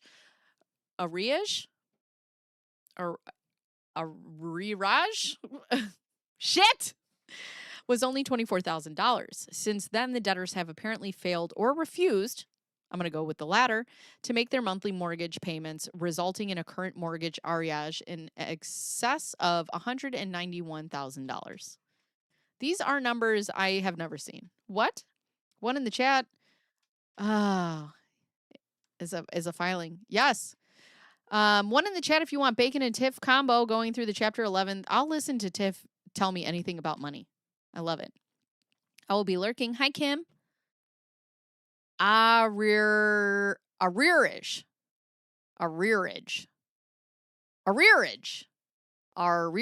Thank you, friends. Skincare routine because your skin looks flawless. Samantha, I'm about to blow you away. Everything I buy is from the dollar store. Oh, actually, so when I get ready for my birthday to go out with my husband, I am going to do my members only get ready with me so I can show you guys my makeup routine because a lot of people have been asking. So I am going to do that and I will tell you, but just know that everything that I buy for skincare is from the dollar store. Holler. I think they should be made to wear t-shirts whenever outside that say debtors and people can point shame like baggage, arrearage, baggage, arrearage,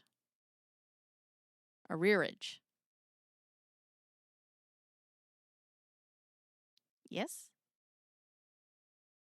arrearage. Squirt. What? Baggage is very fun pronounced. Bagage. Yay, nothing wrong with the dollar store. I love it. Well, I did that. Yeah, you can't send it with anything else. You just have to send it as its own thing. Arrearage. Got it. Yes. I sent you a meme via Instagram. Okay, I will look at it. I love that you guys have to help me say things in the chat because I'm dumb. This document leveled up my girl crush for Jennifer, and I'm not mad about it. I'm going to have to rewatch this later. My family is home and they're loud. Ugh. Bacon has good genes. Thank you. All financial words sound weird when you repeat them a bunch of times. 13 and 1 soap. Ugh, Mr. Pike. My pores are crying for you. Debtors offer no explanation as to why they failed to continue making mortgage payments during the Chapter 13. The fact that the debtors allowed their mortgage arrearage to increase nearly eightfold in a little more than a year indicates that these debtors lack the financial wherewithal and discipline to successfully reorganize in Chapter 11 on the heels of a failed Chapter 13.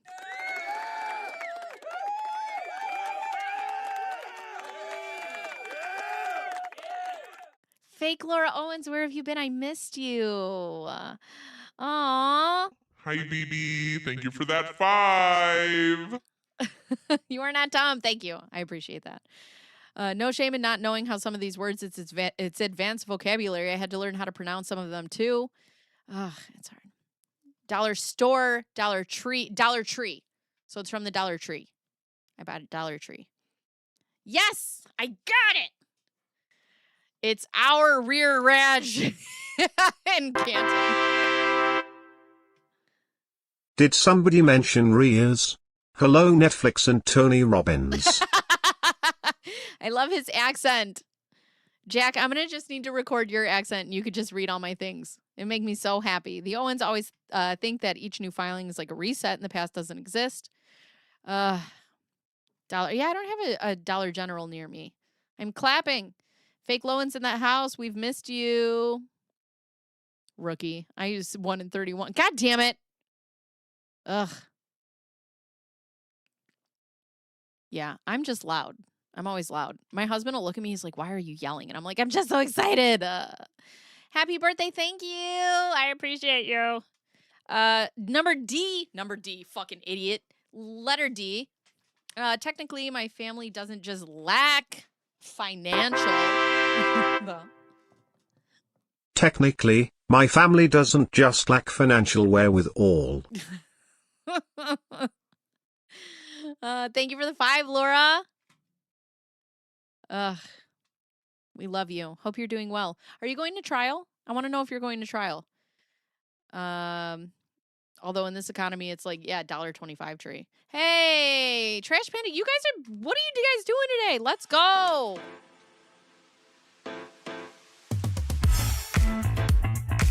Lush, K-Dubs. Lowe's bifurcated uterus. That's so funny. Jean, fuck. Mary Beth, you guys are now members. Enjoy your members. Thank you, Trash Panda. That's so kind of you. We appreciate you. Fake Laura Owens, where have you been, Loca? I'm just loud.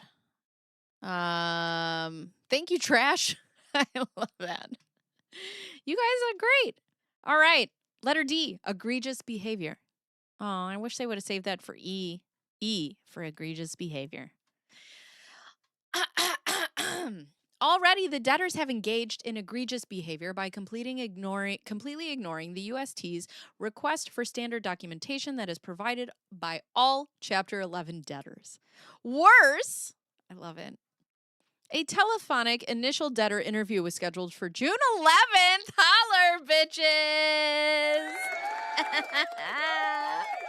It's my birthday. Calm down. Oh, yay! I'm a sacrifice! Great. Now it's going to go off. What is that? Oh, yay! I'm a sacrifice! All right, great. All right, great.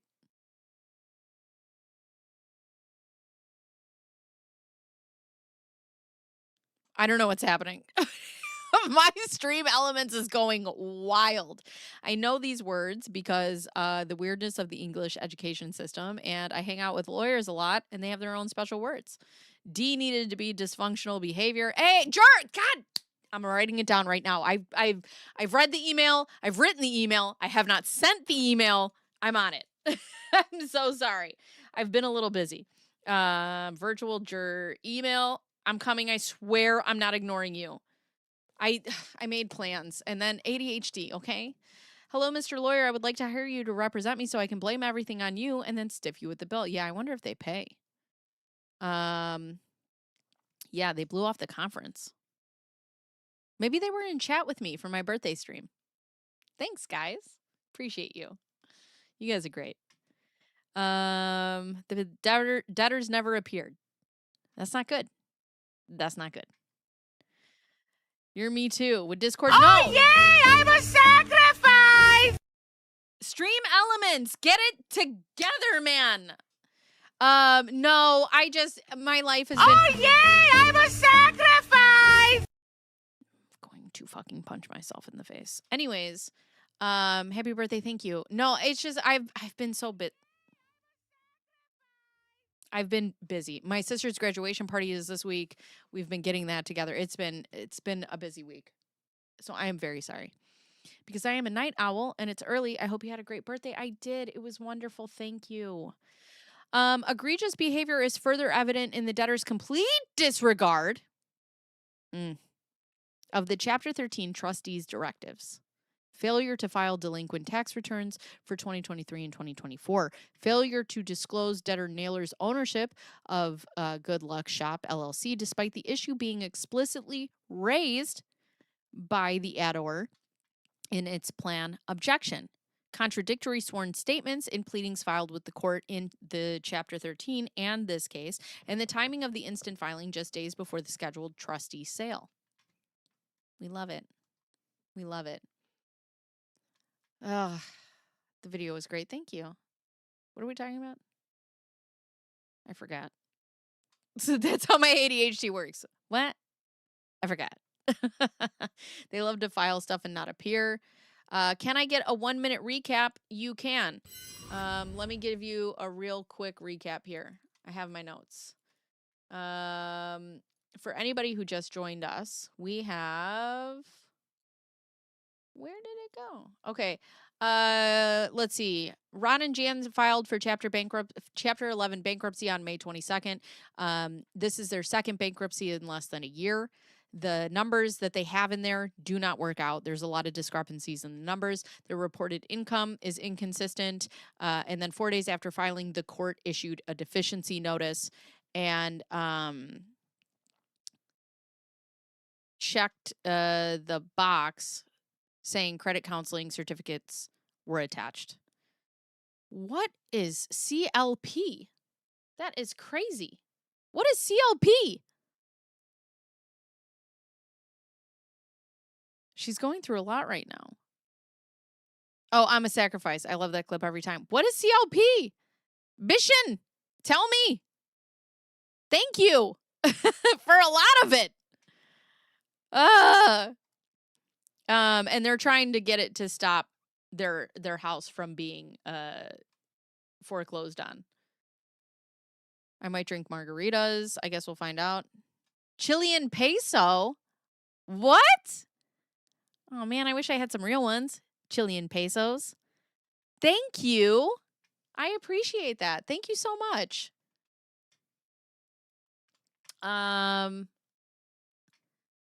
Let's see. Hold on. What is that in American money? I'm about to find out. To USD is $11.08. Thank you. It's like there's so much of it. I don't know what to say. Oh my God. You guys are so crazy. You guys are the best. Very informative. It's like $11. Thank you. $11 and some change. Hold for math. I don't math. Almost the same. Google will tell you Google did. It's $11.08. So there's that. Thank you. Thank you. Thank you, all of you. And also too, like, I know I tell you guys a lot, like, if you can't, if like, whatever, it's not just about money. It's about you guys showing up in the chat. It's about you guys chatting for the engagement and the algorithm and pressing the buttons and the like buttons and subscribe. And just the fact that I get to come here every day and do it, I just makes my heart sing. I love it so much. Was the plane with Bruce stream this morning still on the panel or still on the plane? What? He was on a plane streaming? My bestie's son is not long back from Chile. Nothing but the best to say about it. Oh. I meant to tell you I was a part of Plan B crew. I love that that's what that is now. I love that we just organically do stuff, and it's so funny. Debtors also repeatedly ignored basic compliance. They failed to file the required statement for the net business income under Schedule I, Item 8A, failed to disclose previous names used, failed to disclose the percentage of their LLC ownership interest in Schedule B, Item 19, and failed to disclose valid EINs. Thank you, Smart Towel, for the party hat for their businesses on SOFA. Yeah, if you have LLCs, they would have like different for every LLC, at least where I am, for every LLC, you get an EIN. So they would have like fucking 9 of those, I guess. No, the commenter is on a plane. No, me. Oh, what? What? How ironic, Laura. Guess who else won't be ignored? The feds. Our streams penetrated an airplane with what? What? Question mark? Oh, wait. Massborn said something? Did I miss it? Did I miss it? What did I miss? Employer identification numbers are required for every business. That's insane. Right. They would have like fucking 9 of them. How about a huge t-shirt that Lo and Jan can both wear and call it Dead Along? God damn it. That's so funny. Oh, God.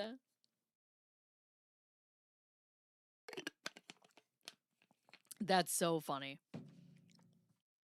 It's really fun out here in the wilderness. That's where we all live. I need like some trees to come in.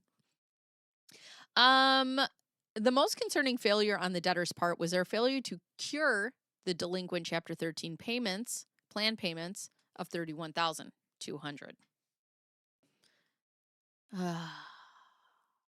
What did Massborn say that I missed? Queen Jennifer. Hello? If LLC is a sole proprietorship, you can use your social and file on Schedule C. I had an LLC. Was it a sole proprietorship? Hi, Debuggy. But I had an EIN number. So I don't know if that's different. Additionally, the debtor's sworn statements directly conflict with the sworn testimony by their daughter, Laura Owens. Oh shit, they're mentioning me. In her own Chapter 7 case filed in this court under case number 225BK. In that case, Laura Owens testified that her parents provide 100% of her financial support, including paying her monthly auto loan payments and car insurance. A true and correct copy of excerpts of the transcript of that testimony is attached hereto as Exhibit C. Did they not think that this would come back to bite them? Speak of the devil. They have EINs for all their LLCs except Nobody Told Me Pod, which Jan uses her social security number. They didn't list the info on the new filing. There's got to be at least a few quarters in the sofa. Oh, God. Yeah, God, what is going on? Yet there is no disclosure in the debtor's Schedule J or in the Schedule J in the Chapter 13 of debtor's payment of their daughter's living expenses. Presumably, the debtors had paid their daughter's auto loan within the year before the petition date, but debtors disclose no such payments on SOFA Item 8. Nor were any gifts to Laura Owens disclosed on SOFA Item 13.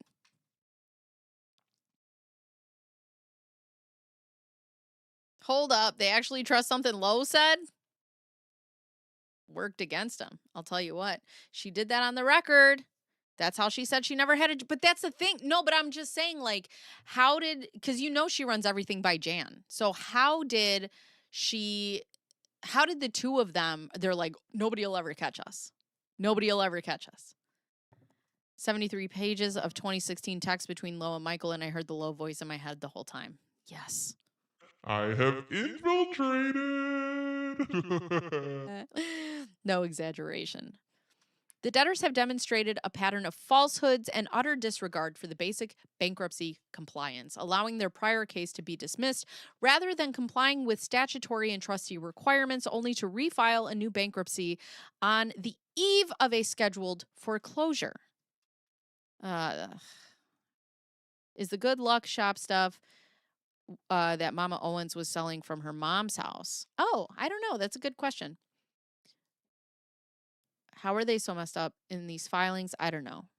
The house has a life-threatening medical emergency and will not be able to attend the courthouse. Well, maybe the house is sick. Can anyone say tax evasion? They've gotten away with it if Lo had never been so litigious with the wrong man. Well, you win some, you lose some, huh? Whereas here, a debtor with no demonstrated ability to fund a plan files or refiles immediately before a foreclosure sale, courts have consistently found that the filing's only practical effect and purpose is to invoke the automatic stay to delay the secured creditor's exercise of its state law remedies. Big Tiff, this is a question for you. Aside from jail, right? What is the punishment for this? Like, what is the punishment for filing a bankruptcy in bad faith? Good Luck Shop webpage in the Reddit post for this filing. Oh, they probably have matching superhero scam outfits. Are there any chats with Greg when he broke things off with her? I'll watch virtual juror talking about her bombarding Greg with text to the point he said, "I'm out." Anyone know? I don't believe so. We just finished Greg, and I don't believe so. Oh, you know what? The "I'm out" is her filing. Once he got a lawyer, he couldn't speak to her anymore. We'll claim the casita is dying like in Encanto. No, I would say because he got a lawyer, he wasn't allowed to speak to her anymore, and therefore she kept going to the lawyer, and she's like, "Well, I just want to talk to him, and if he wants to be the man that he said he would be, then he would talk to me." Fines, okay. Till you remind me. So good job, thank you, Debuggy. I wonder if these LLCs are partnerships at one time between Lo and Jan. Yeah, he never said it explicitly. I love her. It makes sense it was denied. Why restructure their debt if they can't make new payments? Right.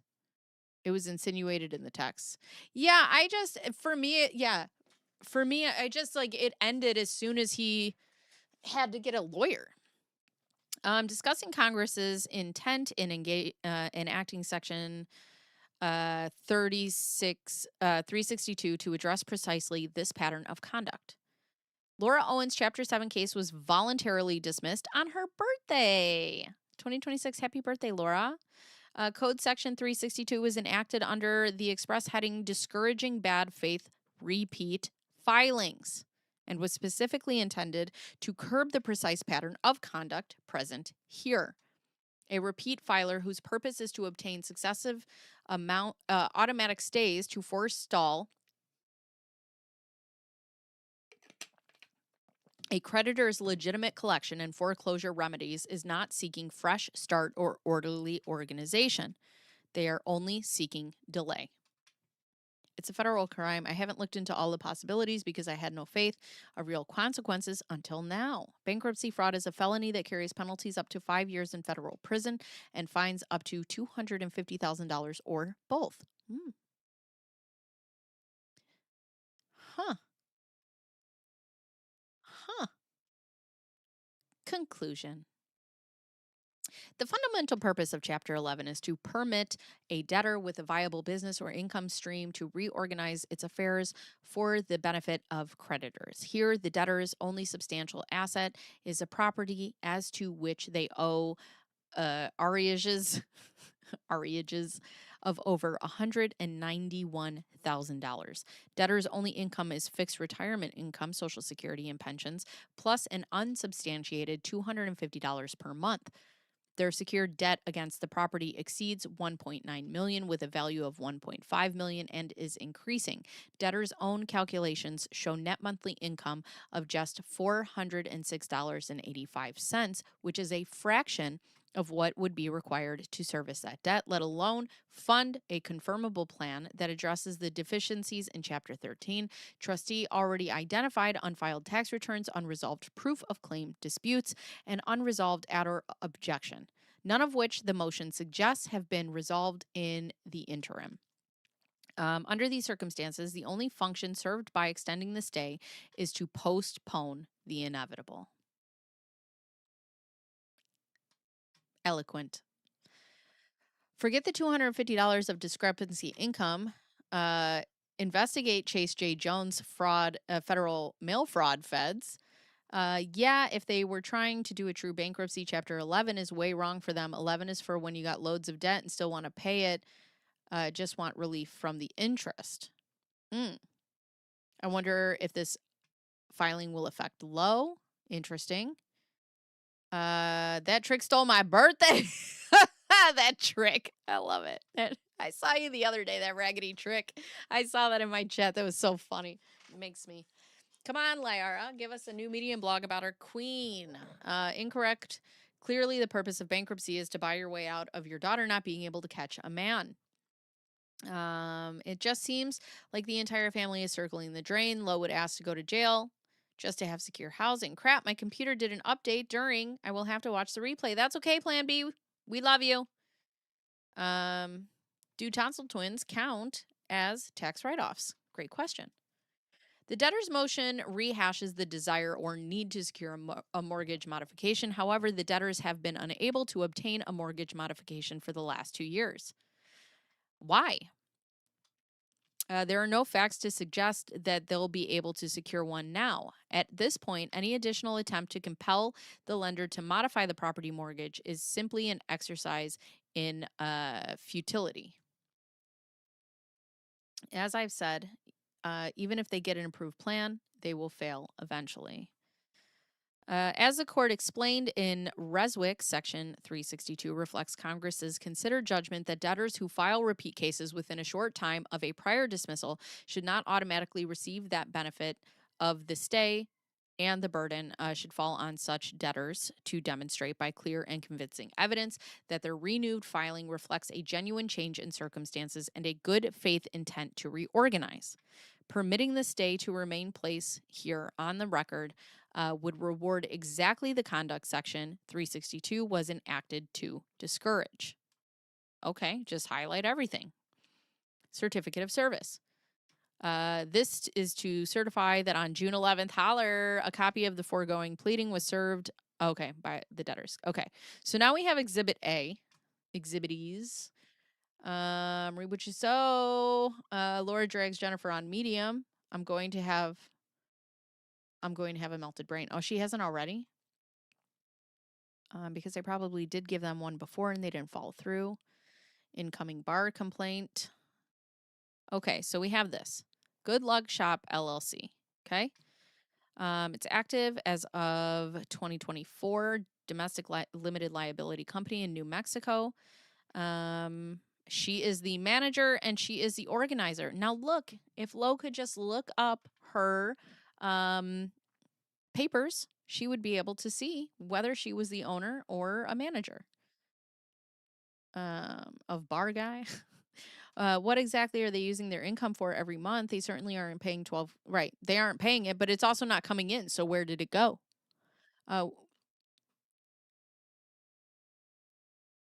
Tax evasion. That's right. Or it's like Son of Sam where it was like a broken taillight. To file an amendment on the record. Okay. We don't need this. So this is Exhibit A. We have all of this. Unofficial document. What is this? Tiffany and Bosco, PA. Unofficial document. What is this? Notice. Oh, okay. Notice of trustee sale. Owens and Sarah Owens. The following legally described trust property will be sold pursuant to the power of sale under that certain trust deed recorded. The official records of Maricopa County. Notice, if you believe there is a defense to the trustee sale, okay. Her name is here. Her name, Sarah Owens' name is right here.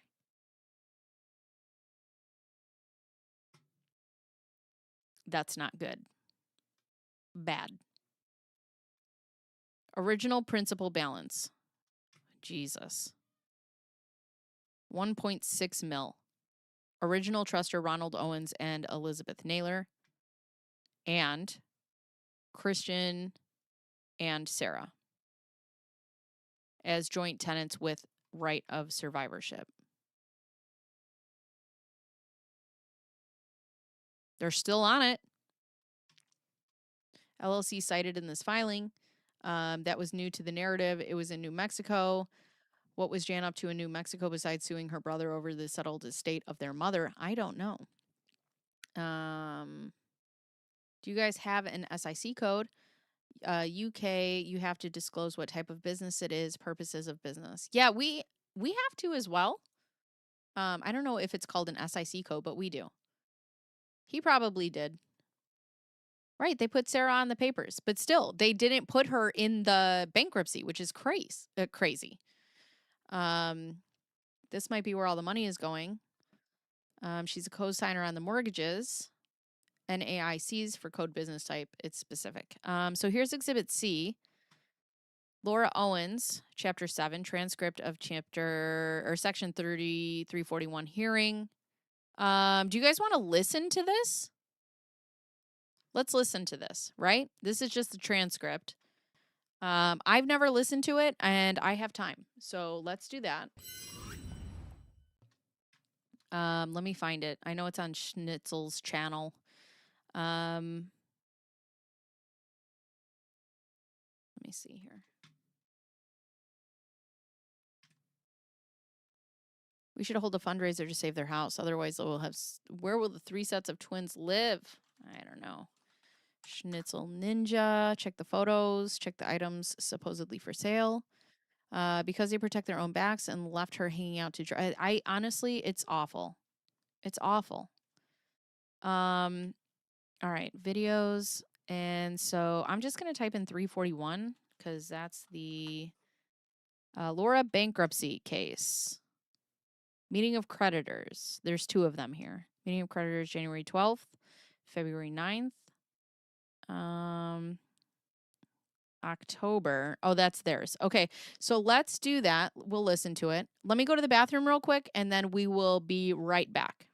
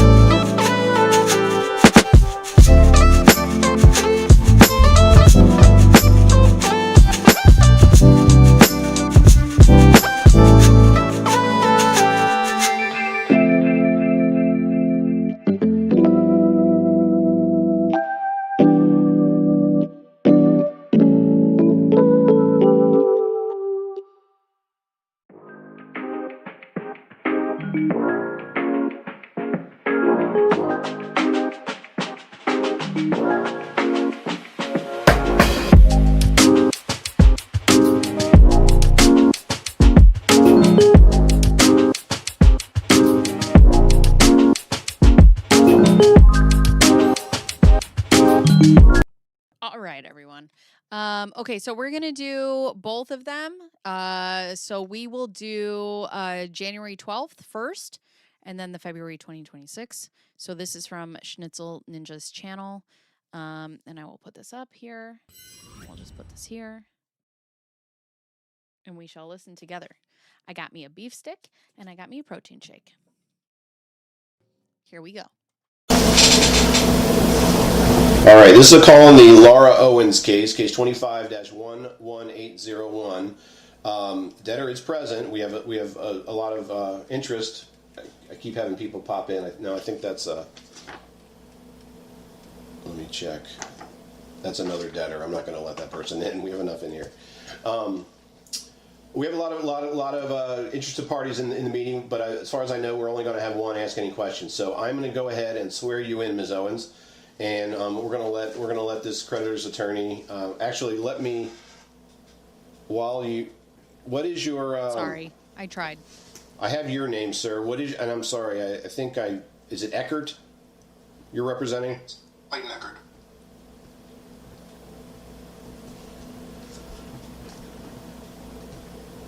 All right. Ms. Owens, would you raise your right hand for me, please? Do you solemnly swear the test... I'm sorry, is it okay? Should I turn it down? I can turn it down more. I'm so sorry. Okay, this happened before. I don't know who... There's noise bleeding through somebody, and it's probably somebody on the phone.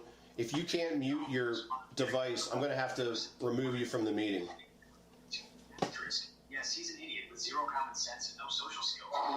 Sounds like someone's watching TV. He's an idiot with zero social skills. Okay. He'd be a disaster, asterisk, has been widely debunked by fact checkers. Oh, okay. I'll turn myself up. Sorry. The quote first appeared in 2019 as a social medium. Nearly the only person not muted is Patrick. All right, who do we have? Who is it? Newspaper archive. It's not coming through. As who's doing the... If such a quote existed, it would have been a major story during his 2016 run for office.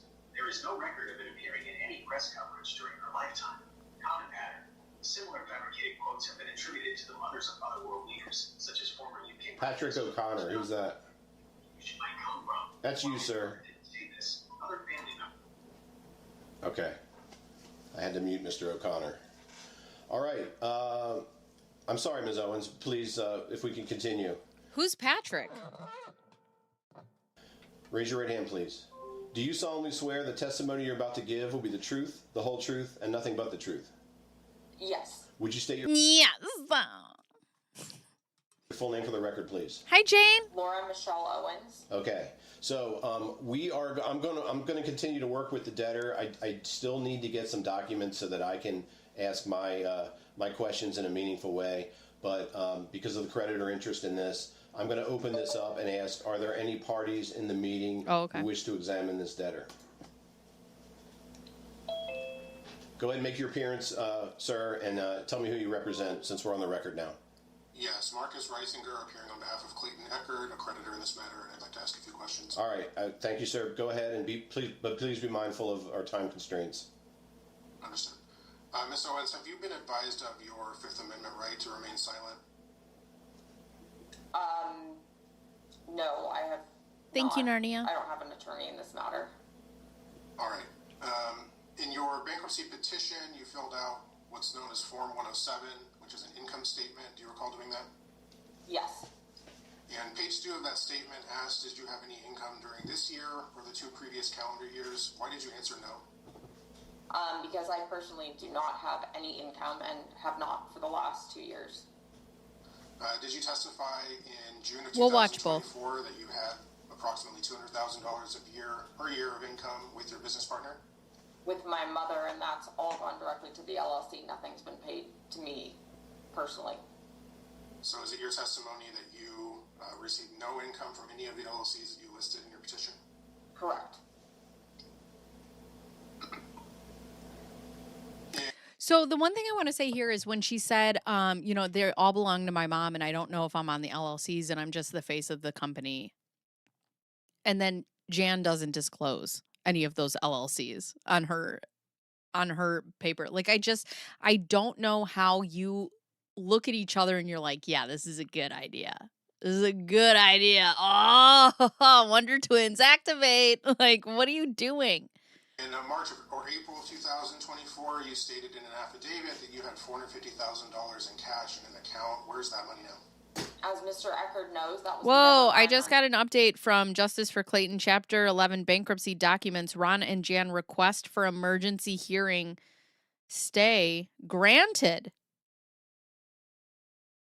It was granted. We'll get to that. Let me open that. That was an investor's money. He was going to provide the down payment for the houses I was looking at with him. He spoke to that investor and he knows that.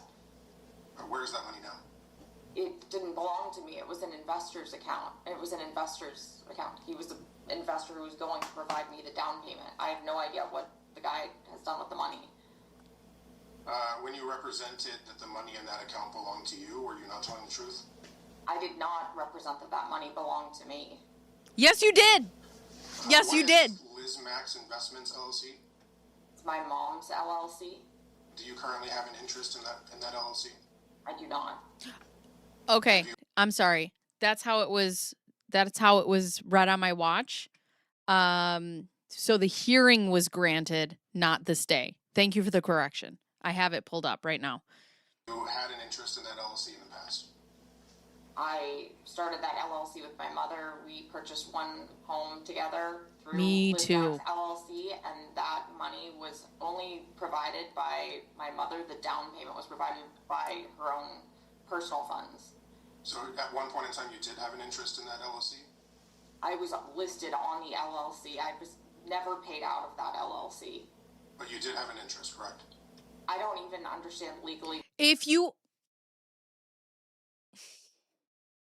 I'm listed on that LLC, so you have an interest in that LLC. I don't even know what that means. Was your name on the LLC? Question mark? What it would mean to have an interest, since I never made money from it and never provided money into the account. I mean, anyone can start an LLC in the state. That doesn't mean they're making money from it. All I'm asking is if you had an interest in the LLC. I truly, as a non-lawyer, do not understand what it would mean to have an interest in the LLC if I'm not making any money from it or providing money. If you have an LLC and your name is on the LLC, you have an interest in it. You don't have to be making any money because you could be you could have a business that doesn't do well, and that's okay too, but you still have an interest in the LLC because your name is on it. Nothing financially to do with anything. Okay. Do you recall when you transferred your interest in Liz Max? Again, like I said, I think it was March of 24. Jack Sly self-promotion. If only someone who breaks down statements has done a deep dive into these hearings. Did you? I'll watch them. Or there was an issue with the paperwork that it didn't get recorded until 24 that my name was taken, or until July, I believe, of 24 that my name was taken off of it, but the paper was filed with the county like in March of 24, and they would be able to state that I submitted it incorrectly. All right. You also listed an interest in your petition in a company called Keybacker Incorporated. What is that? Keybacker was an idea for a company that I had that never got off the ground. Do you have a current interest in that company? No, I mean, it doesn't operate. I don't believe it's current or has been. You also listed one called Stylet. So wait, so she knew whether she had an interest in that company or not, but not the other one? How do you know if you have an interest in this one? She didn't say, I don't know what that means. In the first one, she's like, I don't know what that means. And in this one, she's like, no. So you know if... LLC, I may not be pronouncing that correctly. Yeah, that's another one that never got off the ground. Do you have a current interest in Stylet? Again, I don't think that's current either. Okay.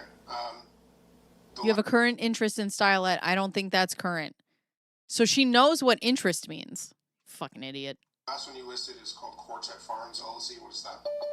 That's a business that my mom started herself in December of 2014 for horses. Do you currently have an interest in Quartet Farms? I do not. Does Quartet Farms have any valuable assets? Quartet Farms has if you want to consider it valuable, a 20-year-old show horse and 7 horses who are in their late 20s.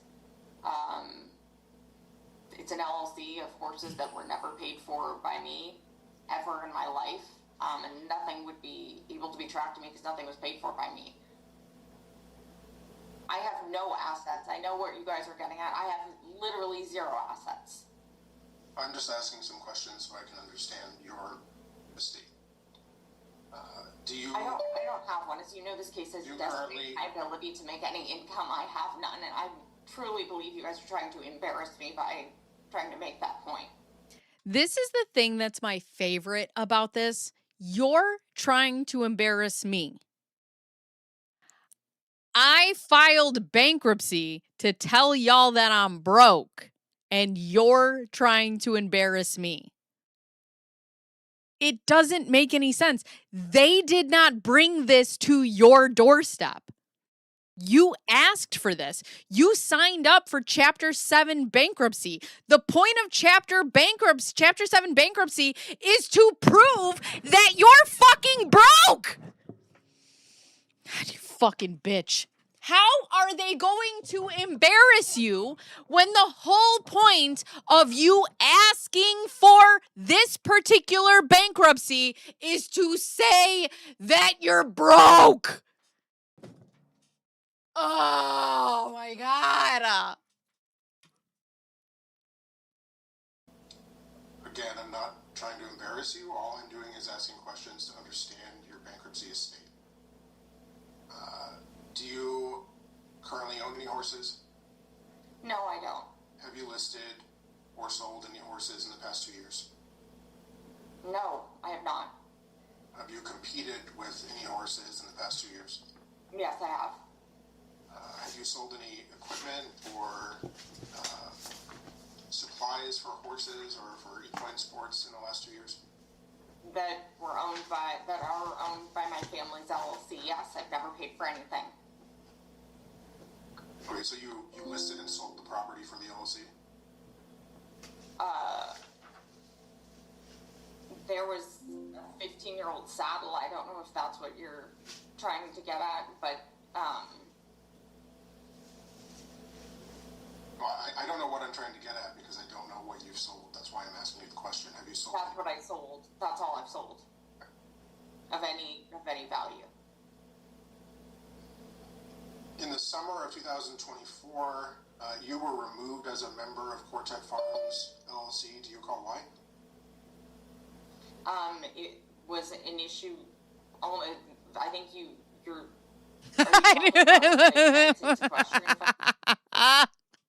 I knew this was going to make you crash down.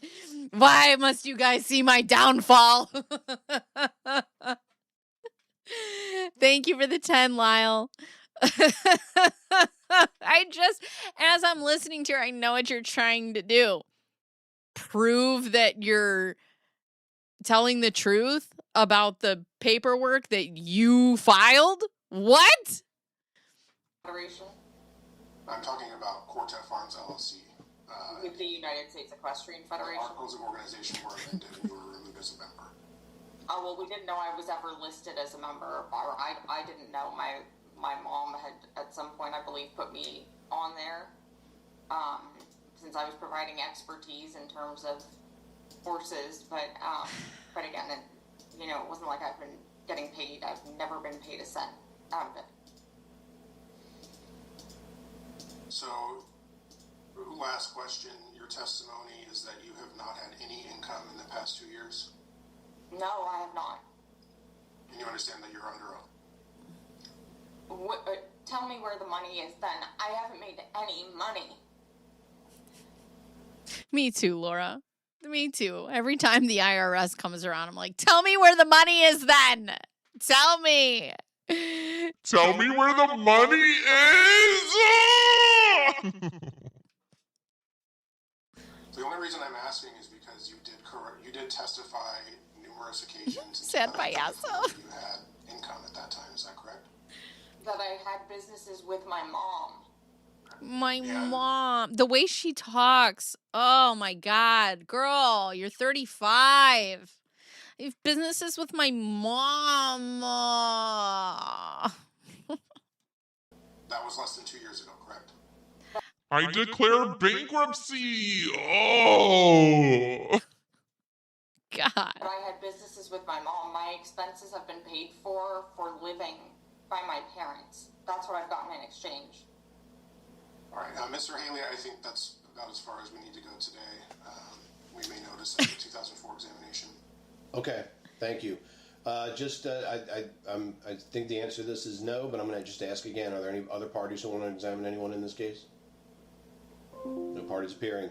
I still need Ms. Owens. I need to get some information from you. So please follow up with that email, and I will reply with a PDF copy of the letter that I sent you earlier. But we're gonna redo this and continue it to February 9th, 2025, and that'll be at 1 p.m. So, okay. Ms. Owens, I don't think. Hopefully, you wrote that down. I don't think another notice is going to go out.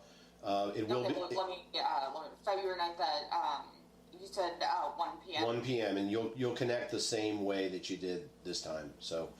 It will be on your docket, but I don't know that another notice is going to go out. So, February 9th, 2025, or 20, did I say 2025? That's obviously not right. February 9th, 2026 at 1 p.m. All right. You are free to go, ma'am. Thank you, and thank everybody for their time. Thank you. Bye-bye. Can you imagine, just to go back to this smart towel, you're trying to embarrass me as a 35-year-old woman who has never had a job or a husband. Can you imagine how simple your life would be? I've never had a job. I've never had a husband. I've never had kids. Girl, the fact that you don't have any of the responsibilities that other people have and you're still this fucking stressed, honestly, I think it's a talent. It's a talent. It's a talent. All right, let's go to the other one. So that was January 12th of 2026. Whoop. And then they all hang up. And then we'll go to the February 9th one. Times for me to forget to hit the button. I didn't hit the recording button. Thought I did. All right, we got to start over. Luckily, we didn't get too deep into it. This is a call in the Owens case, Laura Owens, case 25-11801. I'm sorry, if you don't mind, I have to swear you in again. Do you solemnly swear the testimony you're about to give will be the truth, the whole truth, and nothing but the truth? Yes. Would you state your full name for the record, please? Laura Michelle Owens. Ms. Owens, do you understand the importance of the oath you just took? Yes. Is your address correct as it's listed in your petition? Yes. Is that where you currently reside? Yes. Did you receive the bankruptcy information sheet I sent out? Yes. Had you lived in Arizona at least 2 years before you filed this case? Yes. In the past 8 years, have you filed another bankruptcy case anywhere? No. Did you review all of your bankruptcy forms and paperwork before you filed it? Yes. When it came time to sign any of those documents, did you physically sign them yourself? Yes. Do you understand that you signed those documents under oath? Yes. Are all of your assets identified in your schedules? Yes. Are all of your creditors listed there? Yes. Are you paying or do you owe any child or spousal support obligations? I do not. Have you filed tax returns for all years up through 2024? Yes. I got a 2024 tax return copy from you. What is the status of 2023s? That would have been another one that I asked for. 2023 should have been sent as well with the 24. I know my civil attorney, David Jinkerson, been helping me, and I thought he sent that one over. Okay. Can you guys confer after we deal with the meeting today and follow up and get that to me? Make sure I get it. The 2024 tax return copy that I did see, was that a true copy of what you filed for that tax year? Yes. All right. In the past year, have you made any payments to any family members or friends? No. In the past 2 years, have you sold, given away, or otherwise transferred anything? Yes. Okay, and you answered yes to that on my trustee questionnaire. I don't remember seeing anything about that in your statement of financial affairs, but what are you talking about when you say yes to that answer, to that question? Yeah, I started an LLC called Lizmax Investments LLC. Okay. And it was supposed to be for investment properties, and my mom ended up being the one who provided the down payment for a property, and she ran it herself. It wasn't something I ended up having anything to do with, so I gave her the LLC. No, I wasn't getting on her for what I was saying. It wasn't about the no husband and the no kids thing. I'm just saying, as a collective, there's so many other responsibilities that people have, right? There's so many other responsibilities, and whatever. It could be a husband, it could be a kid, it could be a job. She just doesn't live the life that a lot of us live. So take husband or child or job out of that, and whatever responsibility that it is that normal people live their lives with. And that's what I was trying to say. So I wasn't like trying to get on her for not being married. That doesn't bother me at all. Honestly, if I didn't meet my husband, I probably wouldn't be married. That was not something that I ever aspired to do. I never aspired to be married, and I never aspired to have kids. I was going to be single for the rest of my life, and that's just how my life was going to go. I don't ever get on anybody for that. But I would have had a job. I would have had some sort of house. I would have had some sort of car. There would have been, you can replace that with so many different responsibilities that normal people live with, whether they're married or have children or whatever. There are so many responsibilities that you have in your day-to-day life that she doesn't have, and she's still stressed, was the point that I was trying to make. I don't care if she's married or not, or has kids. However anybody wants to live their life is how they want to live their life. My neighbors don't have kids. And honestly, sometimes I'm fucking jealous of them. I love my children, but I'm like, man, I would love to go anywhere at the drop of a hat. I think that would be great. So yeah, I wanted to clarify this comment. I'm never trying to get on her for, for that. So there's that. So there's no confusion. Hi, Pam. Took my name off of it. Okay. And we've already done some preliminary work in here, and if I understand it, and correct me if I'm wrong, the real estate that was the investment in that LLC the LLC no longer has it. The bank took it back. Yeah, it was forfeited. Okay. Is that the only transfer that you that you made to any insiders, family members, friends? Yes. Or rather, that was the question. Was that? I'll ask it again. In the past 2 years, have you sold, given away, or otherwise transferred anything? So that's it. Whether it's an insider or not, that's the only thing you've transferred in the past 2 years? Yes. In the past 3 years, have you been a plaintiff in any personal injury litigation or some other kind of claim settlement? Not personal injury. Nothing I would be entitled to money in. Do you have any claims like that available to you that you've not begun to pursue yet for whatever reason? No. Do you currently have any ownership interest in real estate, whether it's through another entity or personally yourself, anywhere? No. Are you the beneficiary in any trust or other kind of an estate? No. Have you gotten a divorce in the past 2 years? No.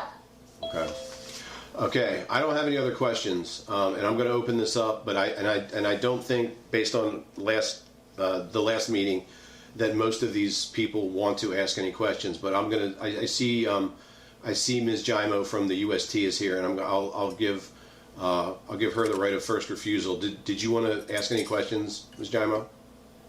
Yes, Mr. Haley, do you mind if I have, maybe it's 10 minutes, is that too long? That's fine. This is the last one of the day. Okay. Okay, so Ms. Owens, I'm an attorney with the U.S. Department of Justice, the U.S. Trustee's Office, and we oversee these bankruptcy cases sort of as a watchdog. And I had gone through your bankruptcy documents, and I just want to ask you some questions about some of them. But before I do, I just want to make sure. So is Mr. Gringa's... Does anybody know when she was removed from Quartet Farms? I believe it was like 2 weeks after Clayton got awarded his money. That's on here, is that your attorney for the bankruptcy case?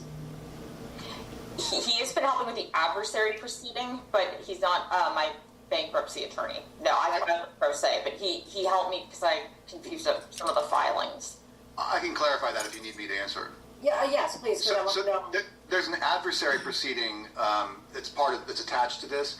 I represent Ms. Owens in the adversary proceeding, but only that, not in this main bankruptcy case. I'm obviously involved in the adversary part of it, and I've been communicating with Mr. Haley and his counsel as well. But I've not appeared for Laura in the bankruptcy, and I don't intend to if I don't have to. But I'm just on standby for now. Okay, so Ms. Owens, I'm probably going to end up after this noticing your deposition and formally asking you for documents. So that's something I should ask of you personally because you don't have an attorney, correct? Yes. Okay. So I want to start with, I see that recently you amended the schedules of your assets to include a couple of Bank of America's accounts and an E-Trade account. Is that correct? Correct. I had listed them in the wrong spot on my filing. Okay, so what had prompted you to file the amendment? Were you just going over them and realized, oh, this was not in the correct place? I believe that Mr. Tate had questions. He was assisting Mr. Haley, and he had questions. And so then David had helped me with making sure everything was in the right spot. So I guess, in re-amending the schedule. Ms. Giaimo, I think you might mean Terry Dake. Yes. Oh, I'm so sorry. Okay, I'm so sorry. Yes. You said Tate. I just wanted to make it clear. Okay. Yes. Sorry about that. Okay. So having seen that you amended the statements to identify those accounts, do you have copies or can you easily get copies, like electronic copies of the bank account statements for the Bank of America account and the E-Trade account for 2025 and 2024? Yeah. Mm-hmm. Okay, are those accounts still open?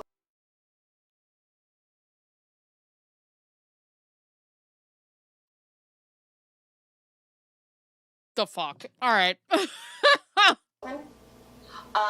The E-Trade one is that I think is the same as Morgan Stanley. I think it is. I knew this was going to make you crash out. What is happening? I know. Sorry, I'm so hungry. I have to eat. Is that I think Morgan Stanley owns E-Trade. I think that's what it. These beef sticks come from Costco. They are the grass-fed beef sticks, and they are delicious. They're so good. I'm trying to work on my protein, guys. Should be listed under. Do you see that? It's like I'm just looking at your schedules, and it indicates E-Trade account. Bye, Tiff. Okay, then that's what I'm thinking of for the Morgan Stanley. I don't have like another. I know that's confusing what I just said, but I definitely do not have another bank account that's not listed. The E-Trade account.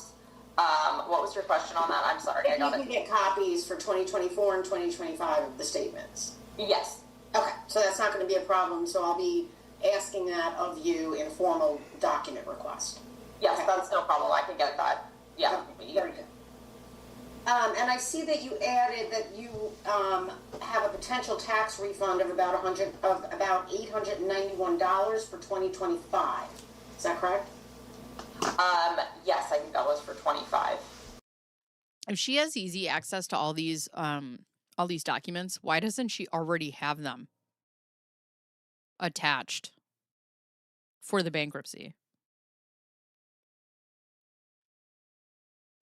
Meat stick. And where did you come up with that figure? That precise figure? I did it on Credit Karma. I did like my taxes on Credit Karma, and they came up with that figure, but then I never got a refund, so I was just presuming it was. I can shed some light on that. That's the Ms. Owens affair. That's the amount that's listed on the 2024 federal return that I got from you. So it's I assume it's your testimony that you never received that. No, I did not. Did you file that timely? You filed that 2024 return when on or before the deadline, or maybe the extension deadline, which would have been near the end of 2025? Yes. Okay.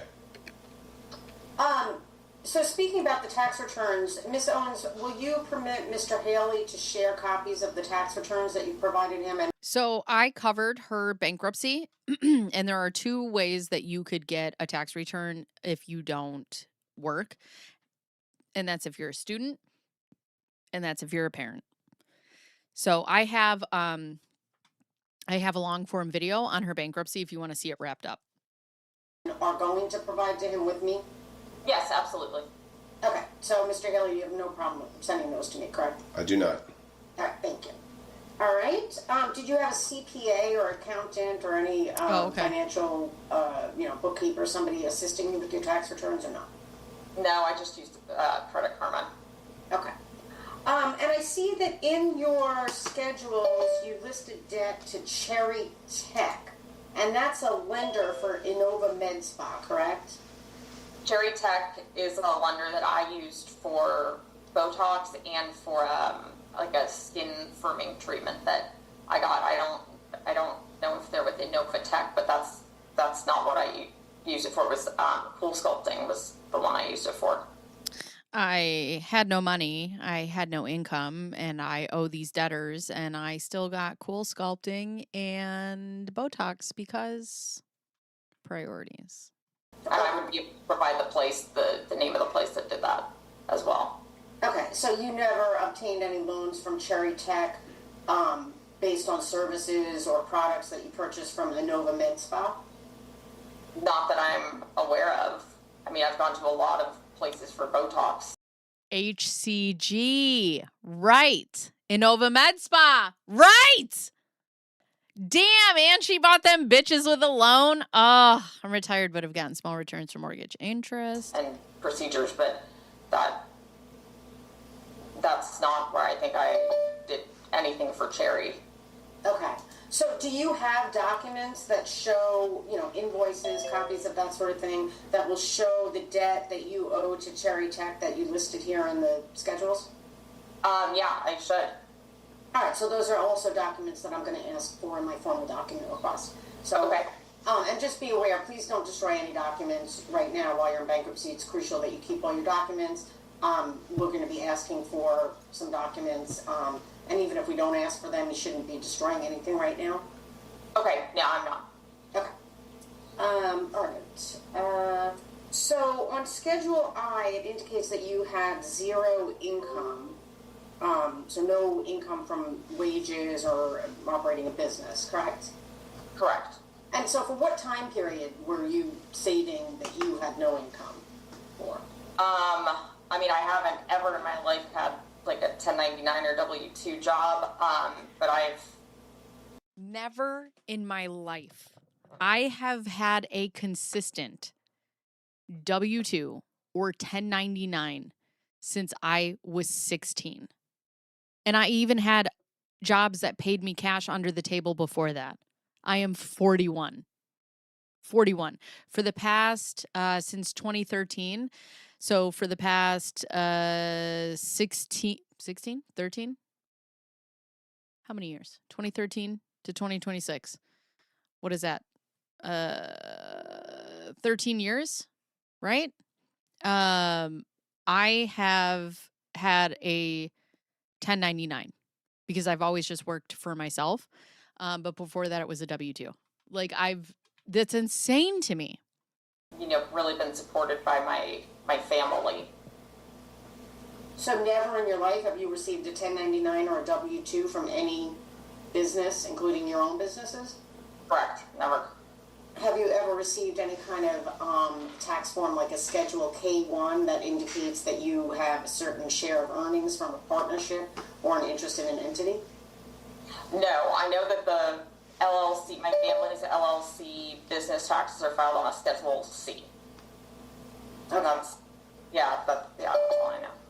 But you are the owner of at least 4 entities that you identified in the Statement of Financial Affairs. You are an owner of at least 4 entities.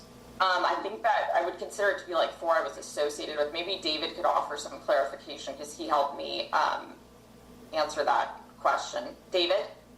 Well, let me just pipe in here. Either Mr. Gringus represents you or he does not. So I'm not comfortable with having Mr. Gringus step in as your counsel. Right. So, if he's not your counsel here, unfortunately, he cannot be, advising you on how to answer that. I guess, do you have a copy of your statement of financial? And he should know that. Like, he should have known that you either have to put in a notice of appearance or you don't.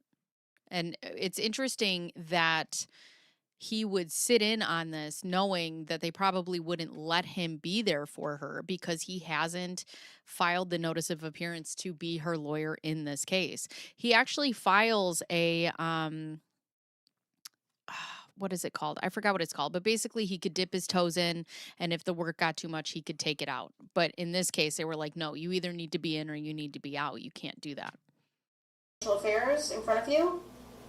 I do not, but I have always thought I was the manager of LLCs, not an owner, and I have not ever filed them on my taxes or anything. Okay, just because I want you to be aware that if you look at your own statement that you filed under oath, you check off the box that you are an owner of at least 5% of the voting or equity securities of these 4 entities: Quartet, Lizmax, Keybacker, and Stylet. So is that incorrect information that you put on there? I thought it was if I had been known to have any identity with those, and I knew they were ones that my name has been associated with over the years, and I was trying to cover my bases. Right, limited notice of appearance. In terms of listing which ones I've been a part of. Sorry. Okay, and also I looked at your LinkedIn account, and it indicates on the LinkedIn account that you're an owner, an executive with those entities. Not the LinkedIn. I mean, they're really not operable. I mean, I'm trying to market myself as an entrepreneur, but it's not like I've got these businesses that are, operable.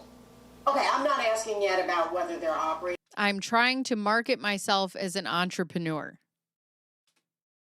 But none of these businesses are operable.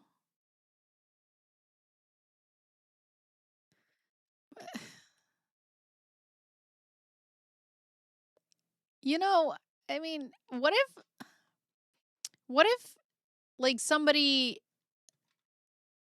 actually wants to talk to you and they're like, all right, show me you're the owner of these businesses, whatever, blah, blah, blah, blah, blah. And what do you do then? What do you do then? I'm asking about whether or not you are an owner, and you hold yourself out to be an owner of these entities on your LinkedIn account and on your sworn schedules in this case. So, and now you're saying you're not an owner, you were just, I don't know what you were. So were you an owner of the 4 entities? I mean, I'm more like, they're my family's entities, and I'm more like the face of my family's entities with those businesses, I guess. I'm the face of these entities. That's right.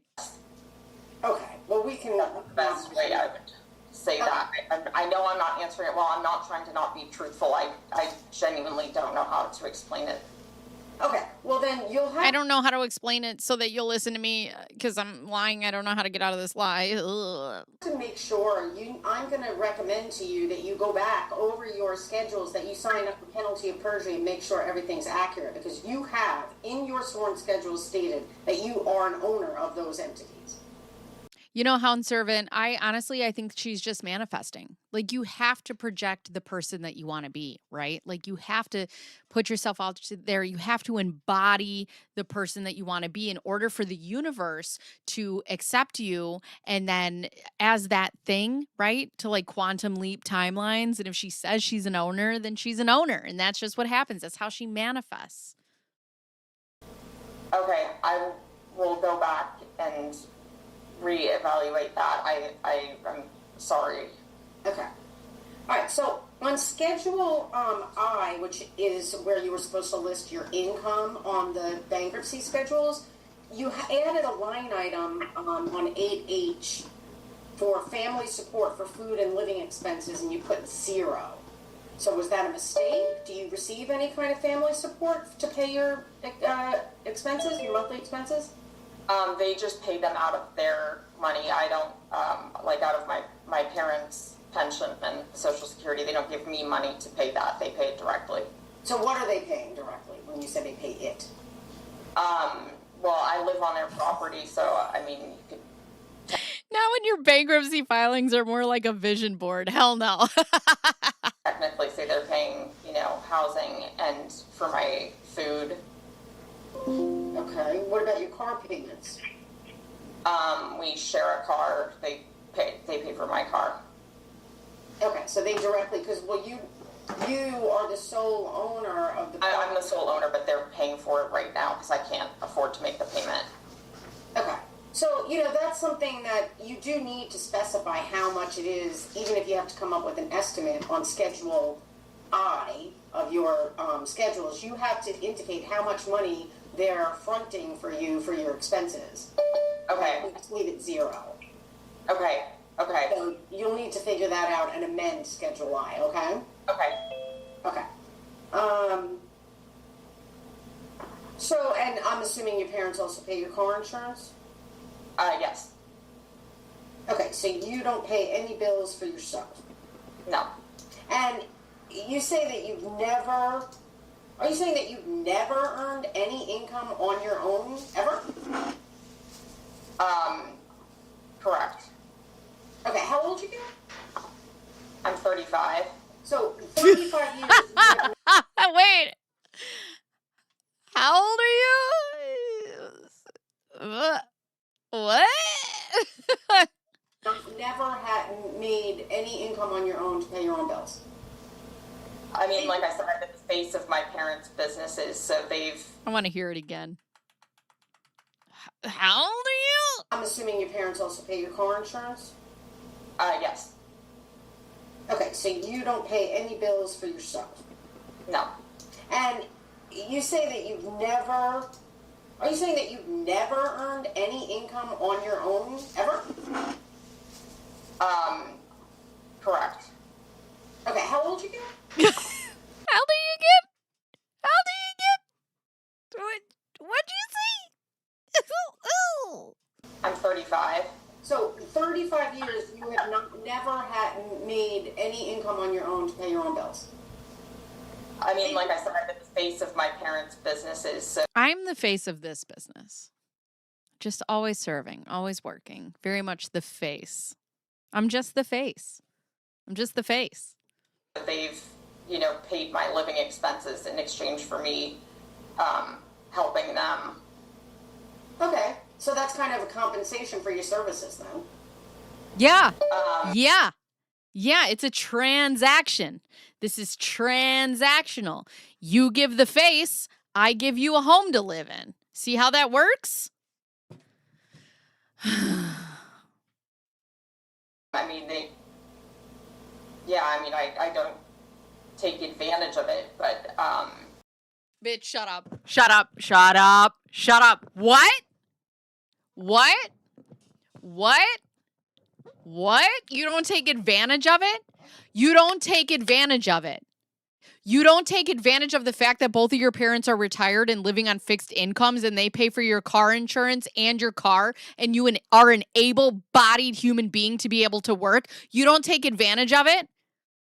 You don't take advantage of their fixed income to frivolously drive men's lives into the fucking ground because they don't want to be with you. You don't take advantage of it. You don't get fucking cool sculpting and Botox loans off of your parents' income because you're not taking advantage on it. You can suck a fart straight out of my butthole.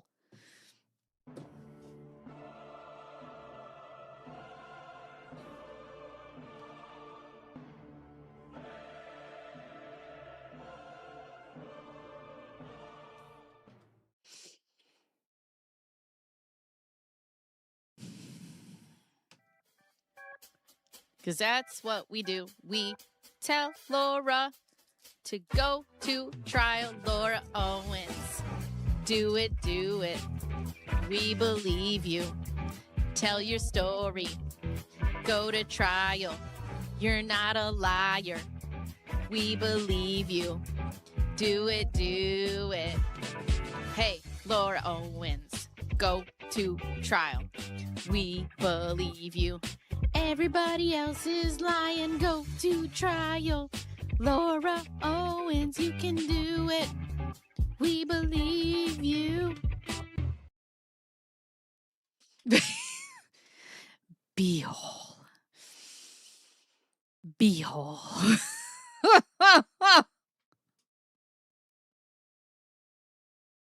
So she has to play virtual bacon. I hate this so much. Well, you're providing them with services and they're compensating you by paying your bills, is what you just said, right? Yeah, exactly. Well, then you better figure out how you're going to want to disclose that in these schedules, because that is a form of compensation. I would recommend that you really read through what the schedules and the statements require you to disclose. Okay. And we'll go more into this because I'll probably have to take your deposition, but I wanted to make sure to give you an opportunity to amend anything that you were contending was just an innocent mistake. Okay, so the biggest issue I had was that, regarding this claim of yours that you don't make any income. So you are aware that on the Statement of Financial Affairs, you did not disclose receiving any income of any kind for 2023, 2024, and 2025 through the date of the bankruptcy filing. You're aware you did that, right? Yes, I didn't understand that how I was supposed to say if my expenses were getting paid for. No, we're not talking about expenses. Right now, on the Statement of Financial Affairs, on items number 4 and 5, and you could take notes if you want so you can follow up and look, okay. For this. I don't have a pen, but I have my phone here. Sorry. Which schedule is that? So it's not the schedule, it's the Statement of Financial Affairs. Mm-hmm. And you've recently amended it, so it's items number 4 and 5. Required you to disclose all income you received, even if it was non-taxable income.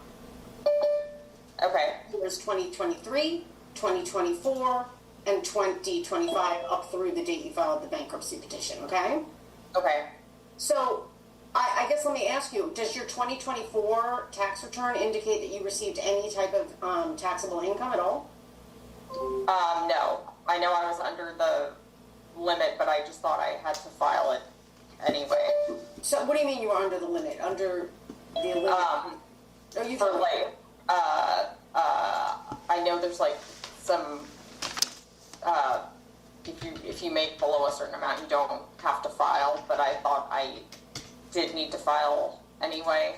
Okay, but so it wasn't zero though. So you might have been below the threshold for there to be a tax, but you did make some money. Is that what you're saying? I mean, not to me. I mean, if you're going based on what my parents paid for, then yes, but I didn't make $1 last year. I'm talking about now 2023. Let's talk about 2023. In 23? Yeah, what about in 2023? It was the same situation. Okay, well, I guess I'm a little confused because you and me both, your testimony sister. is that in 2023, and you're saying now under oath that you made no income whatsoever in 2023. Is that what you're saying under oath right now? I think maybe I don't quite understand what the question is, because it goes back to the LLCs with my family and my Sharona. Just how I'm understanding the question. All I've had has been they've compensated me by paying my expenses, and so it's been the same. So nothing has changed. I just want to make sure I'm answering it correctly, but I'm not sure I am. Okay. You were asked on the Statement of Financial Affairs to disclose all income, whether it was taxable, that you received from employment or from operating a business or from any source, really, whatsoever. And that would actually include gifts. You declared zero for 2023. Is that a truthful statement now that you're sitting here under oath? I just need for you to tell me if that's still a truthful statement. Are you referring to, like, if they gave me a certain amount of money, then is that what you're referring to? Because there was nothing, like, tangible like that. They didn't, say, here's $10,000 and that would be income. I mean, like, my bank statements will show it's not like I had anything in there. Well, I guess I'll have to see your 2023 tax returns. Oh, yeah. Did you declare any income at all on your 2023 tax returns? No, not that I can recall, unless I was saying that my parents, like there was an equivalent to what they were giving me, but I don't think I did that. Okay, so I'll follow up with that in deposition, but I do need to understand, you're saying that now, but are you aware that what you're saying right now is completely inconsistent with the testimony you gave under oath in the Owens versus Eckhart paternity case? Are you aware of that? Yes, are you referring to, can you please explain? More specific? Absolutely. So you were deposed in that paternity case on March 1st, 2024, correct? Correct. And in that deposition, you testified under oath that in 2023, you and your mother received about $83,000 of total income from the podcast Nobody Told Me. Mm-hmm. More like nobody listened, bitch, because they broke. Recall testifying to that? Do you recall testifying to that? Yes or no? Yes. Okay. So was it true when you said it then? The podcast was making that much money, yes. Okay. And in that testimony, you said you received half of that. So that's about a little less than $41,000. A little more. But it was something that, our businesses have been such that we paid the expenses out of like what's been taken in, so it's gone right out. Right, I understand. And so you would say that there was no net income? Is that what you're trying to say? Yes, we had huge losses from the businesses. Yeah. Why? Why? Regardless, on the Statement of Financial Affairs, it told you to disclose all gross income, not net income. And you did not disclose that for 2023. I'm not sure it made that in 23. I think in that's what you testified. 23. In 23, I know I testified that, but I was thinking of the previous years. It definitely didn't make that in 23. No, you're incorrect. Let me correct you. In 2024, you testified, and the question was posed to you in 2024, how much money did you make from this podcast in 2023, and you testified under oath that in 2023, the podcast generated $83,000 of income, of which you received half. That was your testimony under I like what I was entitled to if I needed to touch it or if I needed to do something with it. I mean, again, it comes back to I did not. What I was entitled to if I could touch it or if I could. What? These aren't even full sentences, dude. That was your testimony under. I like what I was entitled to if I needed to touch it or if I needed to do something with it. I mean, again, it comes back to I did not understand what the questions were, and I'm trying not to answer anything I don't understand. Okay, well, again, So then why are you here? Why are you here? I'm trying not to answer questions I don't understand. You filed it. You brought it to have questions asked about it. Remind you before we meet again for a deposition that I'm going to have you come to my office here, you might want to consider going over your answers to the Statement of Financial Affairs. I don't know why that shut off. Hold on. Okay. Because you're supposed to disclose all gross income from 2023, 2024, and 2025. Also, when you testified at your deposition on March 1st, 2024, you testified that your horse business, and I believe that's Quartet? Was that what the name is? Yeah, my parents' business is Quartet Farms. I'm a manager of it. Yes, but you hold yourself out to be the owner of that on LinkedIn, correct? As the manager. I mean, like I said, so much of this is just semantics, and I don't know what I'm talking about, and I'm not. So much of this is just semantics, and I don't know what I'm talking about. Literally me every day. Okay, Laura, I get you. We're together on this. Trying to be dishonest or like hype. Right, but you understand that what it means, there's a difference between a manager and an owner, and you used... I didn't know that. I didn't know. On your LinkedIn profile, you don't know that? I did know on my LinkedIn, I didn't know there was a difference between a manager and a member on the LLCs. I didn't know what the difference was. Right, I'm talking about your LinkedIn profile. You hold yourself out to be an owner of Quartet. Is that not true? Correct. Correct what? It's not true that you lied on LinkedIn? Is that correct to say you lied on LinkedIn? I think I didn't understand what my title.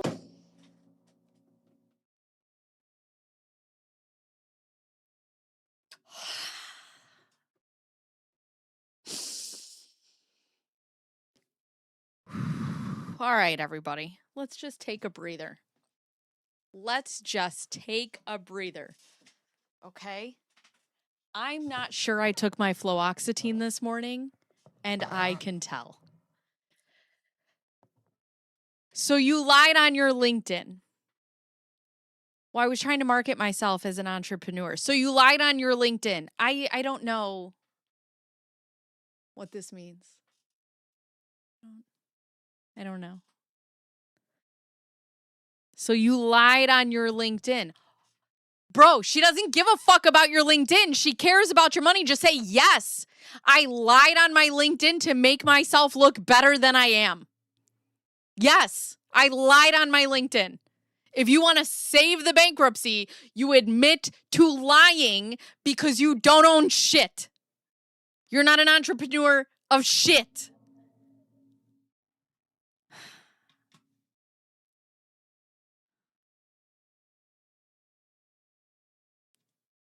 Was, so I guess technically, but it wasn't something that I'm trying to, it wasn't like I deliberately said that. It's my family's business. I think of it as like my family's company.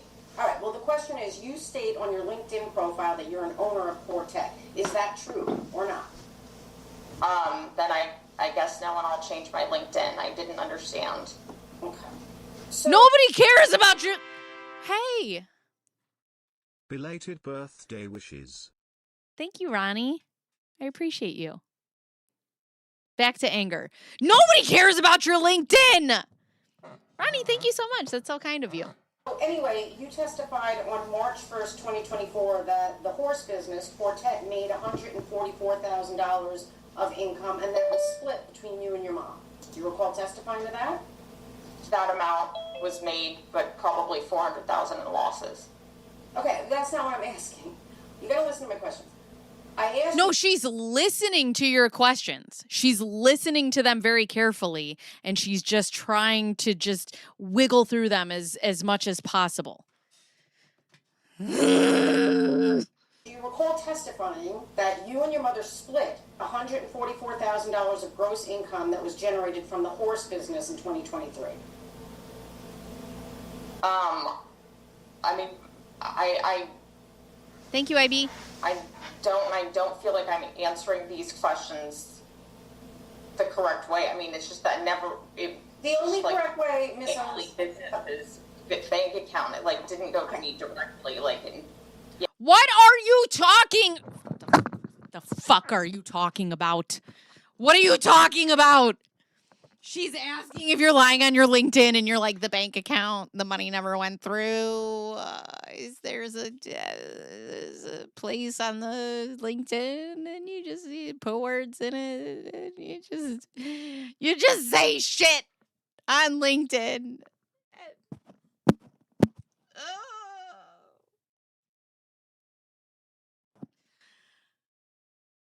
Also, if she has a professional LinkedIn, doesn't she pay for that shit? Like, LinkedIn is not free.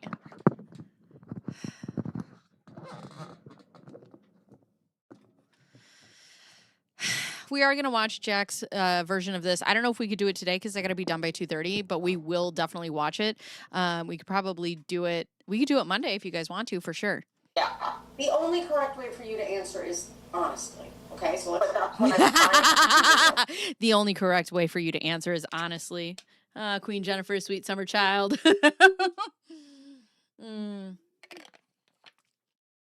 Oh, you pure angel. Literally me. This entire time. This is me right here. This is me. This is me. Me.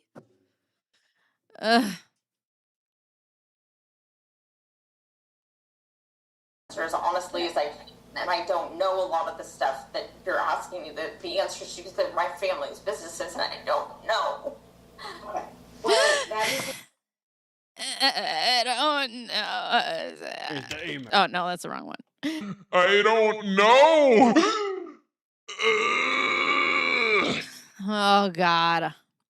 You testified to under oath in your deposition. Thank you, so we'll have to Lushburn. deal with that later, but that is extremely at odds with what you testified to under oath in your pleadings in this case. Correct, because I presumed that that was like what I would. Thank you, my Roxanne. Equivalent would be in terms of what I had done and brought in for work. Okay. The other testimony you gave, which is actually at trial in front of a judge on June 10th, 2024, you testified in front of a judge that you were, at the time of trial, 2024, making $200,000 a year. Yes. Do you recall that testimony? Correct, yeah. And now, was that... She's like, correct. Yeah. Oh, shit. Shit. Correct. Yeah. Oh, God. I can feel it. Her butthole is so tight at this moment. She's like, oh, no. Full testimony?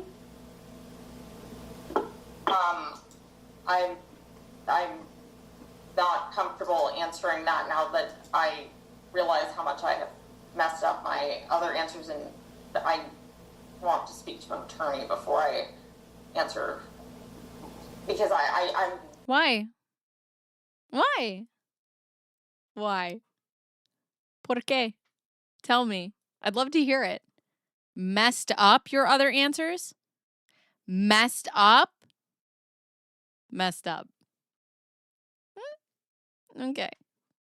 I genuinely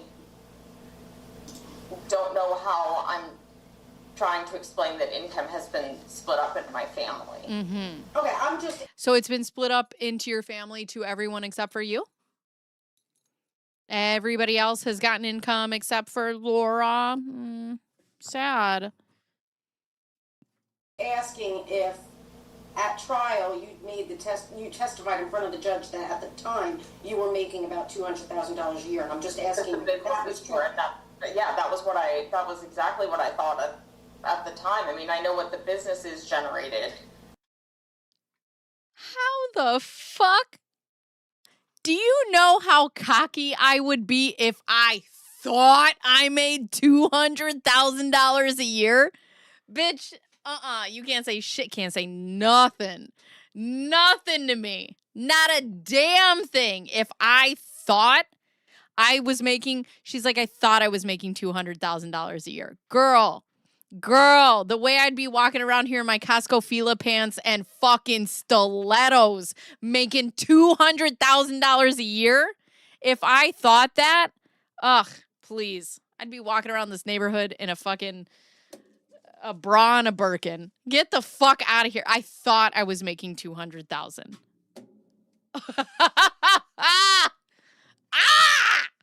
So... But you didn't report that on your bankruptcy. Look at, I thought I was making that. You were making about $200,000 a year, and I'm just asking if that was true. Yeah, that was exactly what I thought at the time. I mean, I know what the business is generated, so. But you didn't report that on your bankruptcy, your sworn bankruptcy statement. But that's what our family's business is. You guys, all right, hear me out. Listen. Because Jackass Karen says Gingras told her to file bankruptcy. What if Gingras was an undercover secret squirrel agent of JFC and he did it on purpose? Because he knew this would happen. What a fucking M. Night Shyamalan twist that would be. Generated, and I have been like the face of the business, is doing a lot of the work, so that's why I said that amount. I mean, I still know that was consistent with what they made, and that's why I said that amount. Okay. Well, again, we'll have to delve into this more in a deeper way when you come here for a deposition. So are any of the entities, well, let me just go by each one. Quartet, is that still operating? Yes. And is Lizmac still operating? No, that needs to be closed officially, but it's not. Property is forfeited. What about Keybacker? Is that still operating? No. And Stylee was never operating, correct? No. All right, so, but Quartet, and that's the wholesaling business? Mm-hmm. Yes? Yes. And that's still operating? Yes. And do you still work for that entity? That entity is not doing anything actively right now. All right. So you're saying that these businesses, these LLCs, there were no tax returns filed individually on behalf of them? Was there or no? Liz Max, yes. Oh, that's true. I forgot about that. Yeah, boo ones, hiss, tomato, tomato. The other two you said were Keybacker and Styley. Is that correct? Yes. No, there were no tax returns. Those never got off the ground. What about Quartet? Quartet, my parents file on their Schedule C. Okay.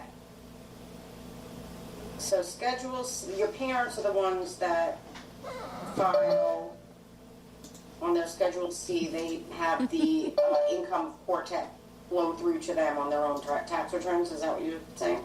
And nobody told me LLC. Okay. Okay. I just have three more questions. So during the paternity action in the state court, you did testify in an affidavit that you had almost $450,000 of cash in a checking account. Do you remember stating that under oath in an affidavit? How do you know this? That was a misunderstanding with my attorney. So I was going to buy property with the defendant on that, and he knew that I was going to be borrowing the down payment from an investor who he had spoken to using this method called the Morby method, but Clayton admitted under his deposition that he spoke to the guy, and the guy had $450,000 in a money market account, and that's the proof of funds he submitted. It was never mine, and Clayton knew it was never mine. Okay, so are you talking about Gail Lynn Rich? Is that the investor that you're referring to? I don't know who that is.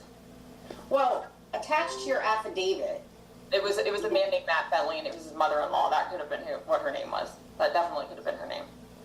Okay, so because you attached a copy of this money market checking account statement to your affidavit, remember only 10 minutes. Yeah, and you admitted in your affidavit that you attached, and I'm quoting your affidavit now, I attached proof of funds to the offers, which included a current bank statement showing I had almost $450,000 in cash in my checking account, as shown below.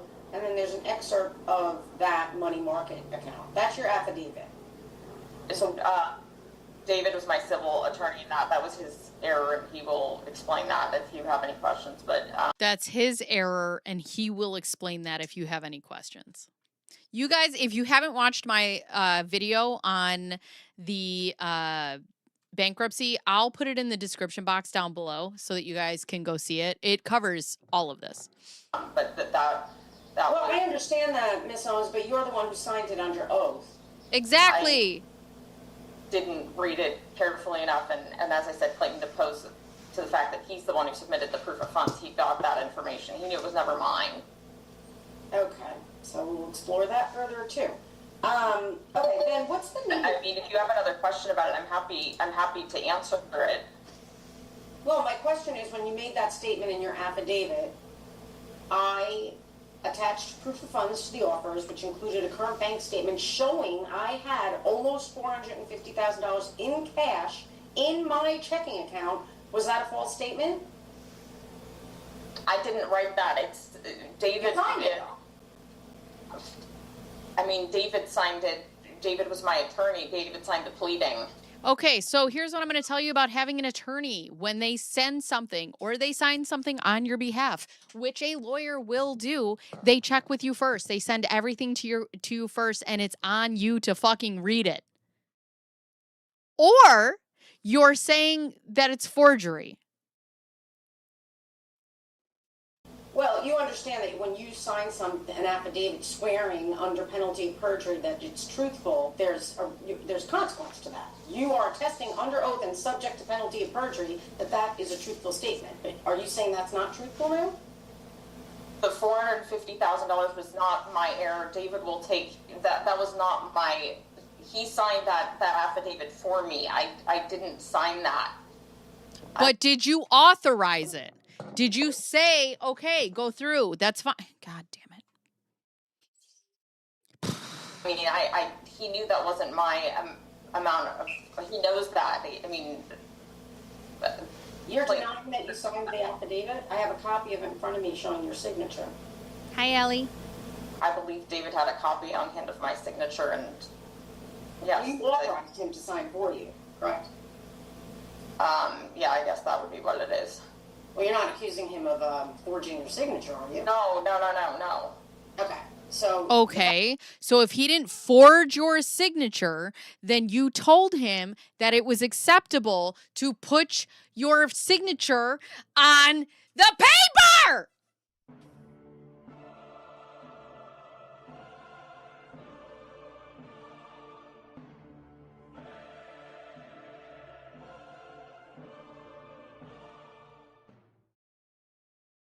These are not difficult questions. These are not difficult questions. She can answer the more complicated questions, but when it comes down to simple, it's like me and simple math. She just cannot do it. She cannot do it. The fact of the matter is you authorized him to sign attesting that this was truthful, but it turns out it's not.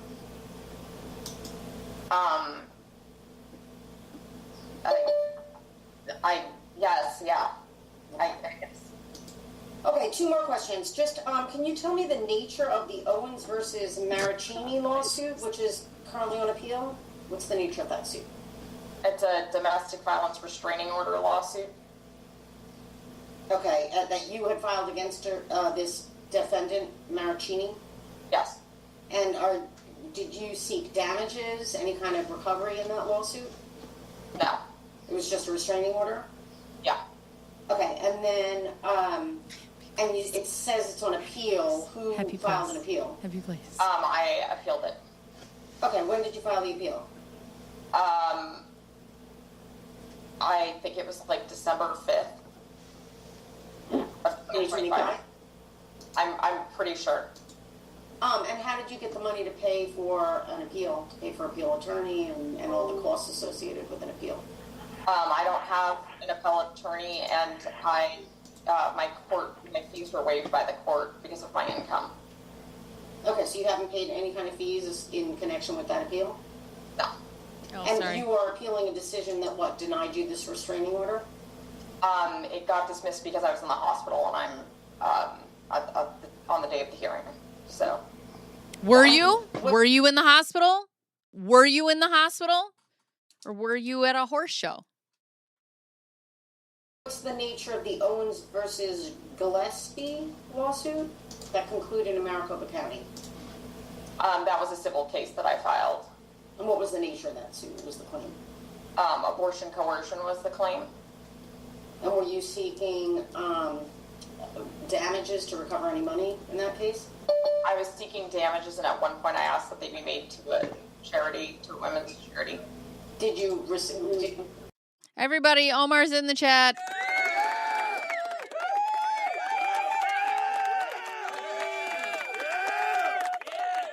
Omar's ears were itching, and he's like, I can feel it. I gotta go. Pew! Was judgment entered in your favor? No, nobody ended up getting anything. Was it, how was it resolved? Was it case dismissed, or was there a trial? It was, he filed a counterclaim, and it was dismissed, on both sides. Somebody's got their phone on. Yeah, I can't. I think it's 602, whatever that number is. Hi, Omar. You can see. Somebody, please mute your phones. Thank you. I'm sorry, Miss Owens. Can you just, so basically, I just wanted to know how that was resolved. Did it go to trial? Was it dismissed? What happened with that case? It ended up being dismissed. I think they maybe, my side and his side, he filed counterclaims, but neither of us ended up getting anything at the end of the day. Okay. All right, that's all I have. I very much appreciate you answering my questions, and Mr. Haley, thank you for allowing me to take up so much time to ask these questions. But just to be clear, Ms. Owens, I do intend to have, I will be asking you formally for documents, which will include those bank statements, and Proof that you're broke. Will be asking you to come into my office here in downtown Phoenix for a deposition. In fact, just because since you're on the line and I don't have a phone number for you, I'm not going to ask you to reveal it on this call. But could you give me one of the 13 that you actually have? But can you please look up my email and send me an email so you and I can talk on the phone to schedule? I want to accommodate your schedule for when you can come in. I don't want to ask you to come in when you're not available. Yeah, absolutely. Can't speak on it. So it's Jennifer Giaimo. My What day do I have on that? What day do we know about that? Is that the 29th as well? Do we know? Omar, I might have to give you a phone call. Yep. So the appeal, we'll find out on the 29th. Got it. email address is on the docket sheet. Okay. It's just jennifer.a.giaimo@usdoj.gov. What the fuck was that? She just said something. She's like, "Oh, was that her dog?" I'm not going to ask you to reveal it on this call, but can you please look up my email and send me an email so you and I can talk on the phone to schedule? I want to accommodate your schedule for when you can come in. I don't want to ask you to come in when you're not available. Yeah, absolutely. Okay, so it's Jennifer Giaimo. My my email address is on the docket sheet. Okay.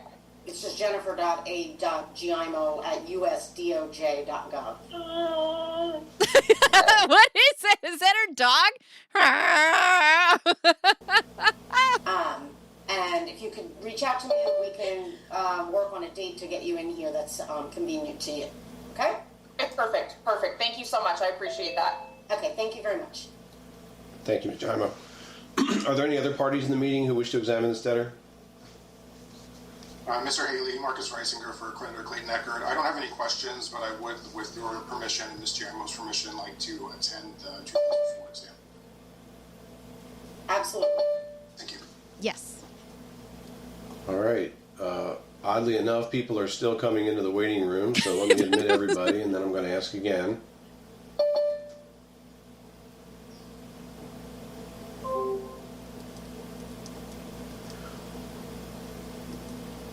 Those beeps are people joining. All right. Probably have a short window here while we have everybody, but are there any other parties in the meeting who wish to examine this debtor? Mr. Haley, this is Terry Dake. I do have one quick subject. Yes, sir. Go ahead. Ms. Owens, with respect to Quartet Farms, the Statement of Financial Affairs says that the business is horse sales, leasing, and showing. To your knowledge, does Quartet Farms have any horses currently for lease, sale, or show? One is for, I mean, he's like for lease, but it's free. Okay, and where is that animal kept? Is that In at your Florida. parents' business? In Florida? Yeah. And where in Florida? Wellington. And who owns the property where the horse is? I'm not sure who owns the. He's at like somebody's boarding barn. I'm not sure who owns it. I can get the information. I'm just not sure off the top of my head who owns it. Okay. Other than that horse, do you know if Quartet Farms has any other assets? Like small amounts of like tack and riding apparel, but that's it. And like old horses that are, retired. So it does have other horses? Bye, Omar. Yeah, it has horses in like their late 20s. Okay, and where are those animals kept? Those are on my parents' property. How many? There are 7 there. And do you know, does Quartet Farms have a bank account? Yes. Are any of your bills paid from Quartet's bank account? No. And does any money come to you from Quartet Farms? No. And when's the last time you've seen the Schedule C for Quartet Farms? It was last filed in 2022. I believe they got extensions, so I think that would have been the last year. Okay. When you get Mr. Haley that 23 tax return, if you could get him the last Schedule C for Quartet Farms. Yeah, no problem. All right, that's all I have. Thank you, Mr. Haley. Okay, thank you. One thing I just want to, really quick, why don't we just put it on the record? Ms. Owens, will you just consent to Mr. Haley and Mr. Dake sharing with me all documents that you provide to them?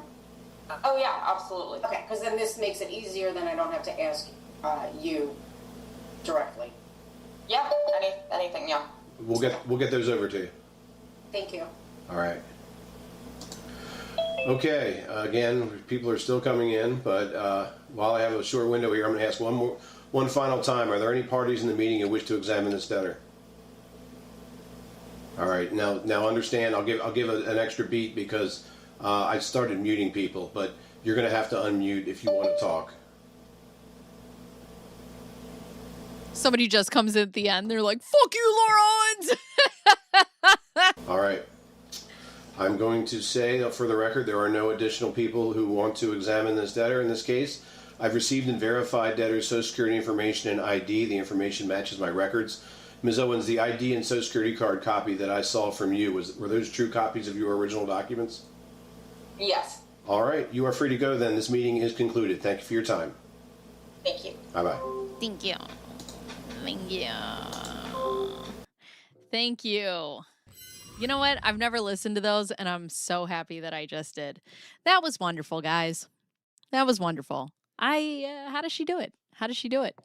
I wonder if the horse is Florida is the one that was subject of the lawsuit.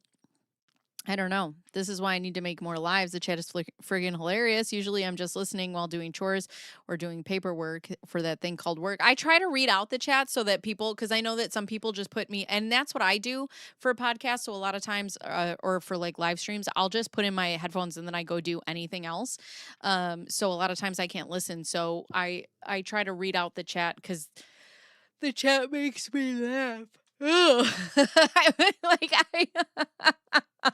I yawned and said that like Cardi B at the same time. The chat makes me laugh. Whoa. So let's see. Do not troll bankruptcy phone calls. They might stop people from being able to listen. Right. I know. It's just funny. Let's see. Please hit the like. Yes. Hi, Maddie. How are you? Aren't those horses like crazy expensive to feed and care for regardless of age? I don't know. I don't know anything about taking care of horses. It's a lot. I know that. So we have that. Hey, thank you for the LOLs. Look at those little seals. Thank you, Jenna. Thank you, Maddie. You guys, I get dressed up. I come on stream. You guys leave me compliments. Luckiest girl in the world. Okay, so the one thing that I wanted to take a look at was the Reddit. Let's go to justiceforclayton.com on the Reddit so we can take laugh and yawn at this. I know. Listen, I sit in a cold, dark basement, and it's so cozy in here all the time. She's so cozy. So let's see. I love listening to this stuff. Makes me feel really good about where I am in life. Yes. Laura would like one court to believe she is a boss babe with successful business, and bankruptcy court to believe she is a mental 6-year-old completely dependent on mommy and daddy. You cannot be both. You cannot be both. So let's go ahead and take a look at this, and I will look. So this is what was just posted 3 hours ago, and that's Chapter 11 bankruptcy documents. Ronn and Jan request for emergency hearing stay granted. So that was just the hearing. It was not. It was not the stay, is what everybody was saying in the chat. So we have this, just so we can make sure we're all caught up. On June 8th of 2026, the emergency motion to extend automatic stay, the motion for expedited hearing, and all support mental documents were served on each of the parties. On June 11th, the order granting debtors motion for expedited hearing on motion party listed. So that is going to be, setting the hearing for June 18th. Okay, so that's next Wednesday at 2:30 p.m. So this will be hearing Ronn and Jan. for June 18th at 2:30 p.m. hearing.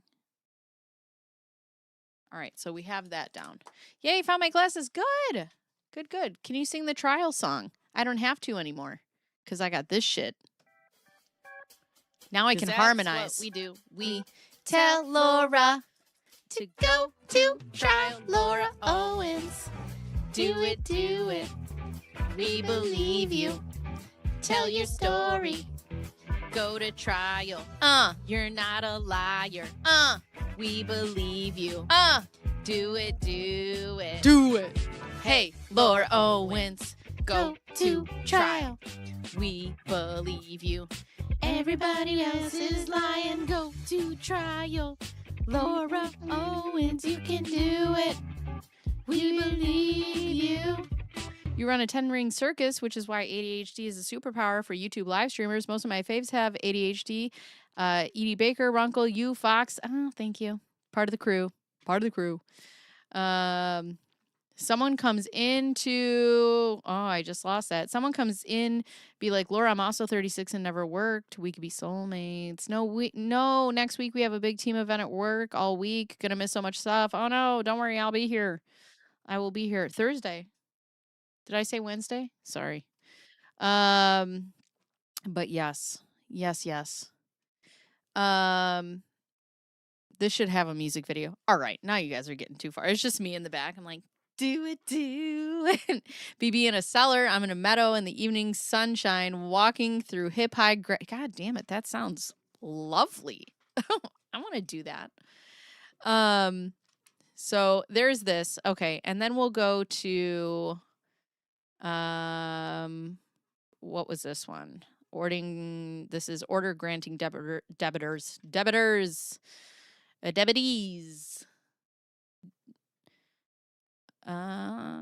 Courtroom 702. Any object or response to the stay of motion shall be filed no later than June 15th. Oh, interesting. I'm wondering if we'll hear anything on June 15th. Any reply shall be filed no later than June 17th.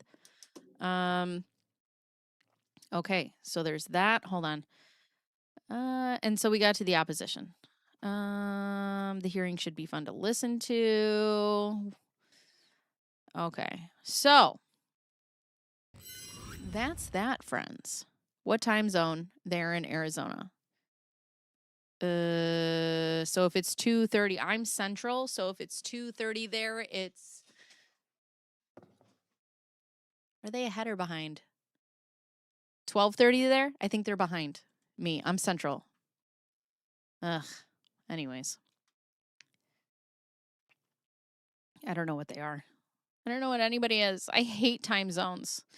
Zay is the bane of my existence. Anyways, what else are we going to do? I got a couple minutes left before I got to go. We don't follow daylight savings time. I'm rewatching it today, y'all. Hey, Plan B. Working 2 departments today. My brain is bifurcating. Bifurcating. What is that? What's bifurcating? That's crazy, girl. That sounds crazy. 15 minutes before deadline, we can expect Jan to pull something. If you join the Zoom live, you can see the video, which makes it 100 times better. I'm nervous. I don't want to do all that. I'll wait till this stuff comes out. I never want to go real world. And there's so many other people who can pull like the videos and the files and things like that. Like I'm good. That scares me. I don't need to be any part of that. I do my work from here. And public sourced information from here. Work always distracting me from important things like sleep, watching trials, bacon, cuddling my kitties. Exactly. You guys, listen, we could be successful too if we all just quit our jobs and never have a W-2 or a 1099. I believe in us. PST and MST are behind you. Thank you. You could play the ad for the... Oh, okay. I'll do that. So there is a fundraiser tomorrow that is on Llama and Buffy's channel, True Crime and Wine. Where would I find it? There... I'm new here. Stop it. Split into 2 sections. Oh. which I wish I saw Jen live. Court Zooms are funny as long as you stay muted and camera off. Yeah, I'd have to pick a fake name. It scares me. Where do I find the ad for the fundraiser?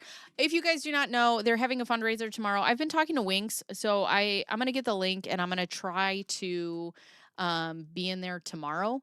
If I can. I'm going to be all day with my sister. It's her graduation party, so I will be doing that stuff with her and family. Okay, there's a Reddit post. Hey! Happy belated birthday, Bacon. Thank you. Thank you, Leanne, for that 10. I appreciate you. Thank you guys for the birthday wishes. Happy birthday and happy weekend to all. Okay, let me go into the Justice for Clayton and then we will play it. Community highlights. Where the big reveal. Michael Maricini, guess. Surprises. Is this it? What? Oh, wait, no, this is their live. Hold on. So there is a oh my god, you're that, Jack. I love your channel. Yeah, Jax is here. We have all the famous friends, so don't be jealous. Celebrate Ham. I know. Echoes may have the link. Where? Deep dive into lawyers. Confused. Who? Oh, here it is. I found it. Okay, so we're going to play this so we can end on that. And then just know that they will be going live tomorrow with a bunch of people. And it's for a fundraiser for Mike Maricini, but I know they talked about some of the other victims. It says this Mike Maricini Mega Stream fundraiser is on Saturday, June 13th from 12 p.m. to 12 a.m. Eastern. Hosted by True Crime and Wine Time, the 12-hour event will feature an auction of items from your favorite content creators and amazing guests. Please join and help spread the word by sharing this event info on social media platforms that you participate in. So there's that, and then we'll play I'll make me small, and then we'll play this, because I haven't seen this yet.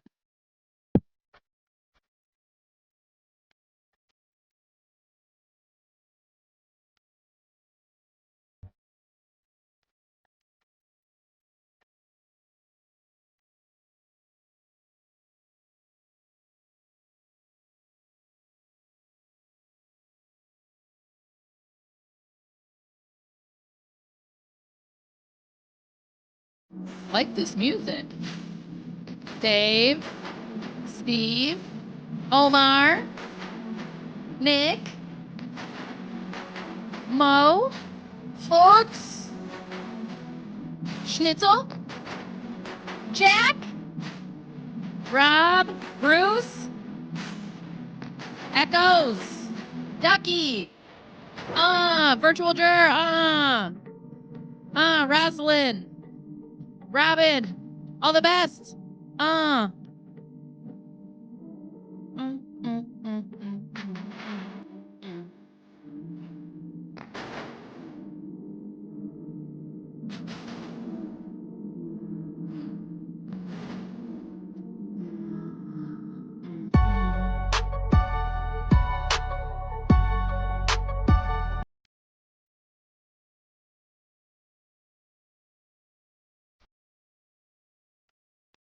All right.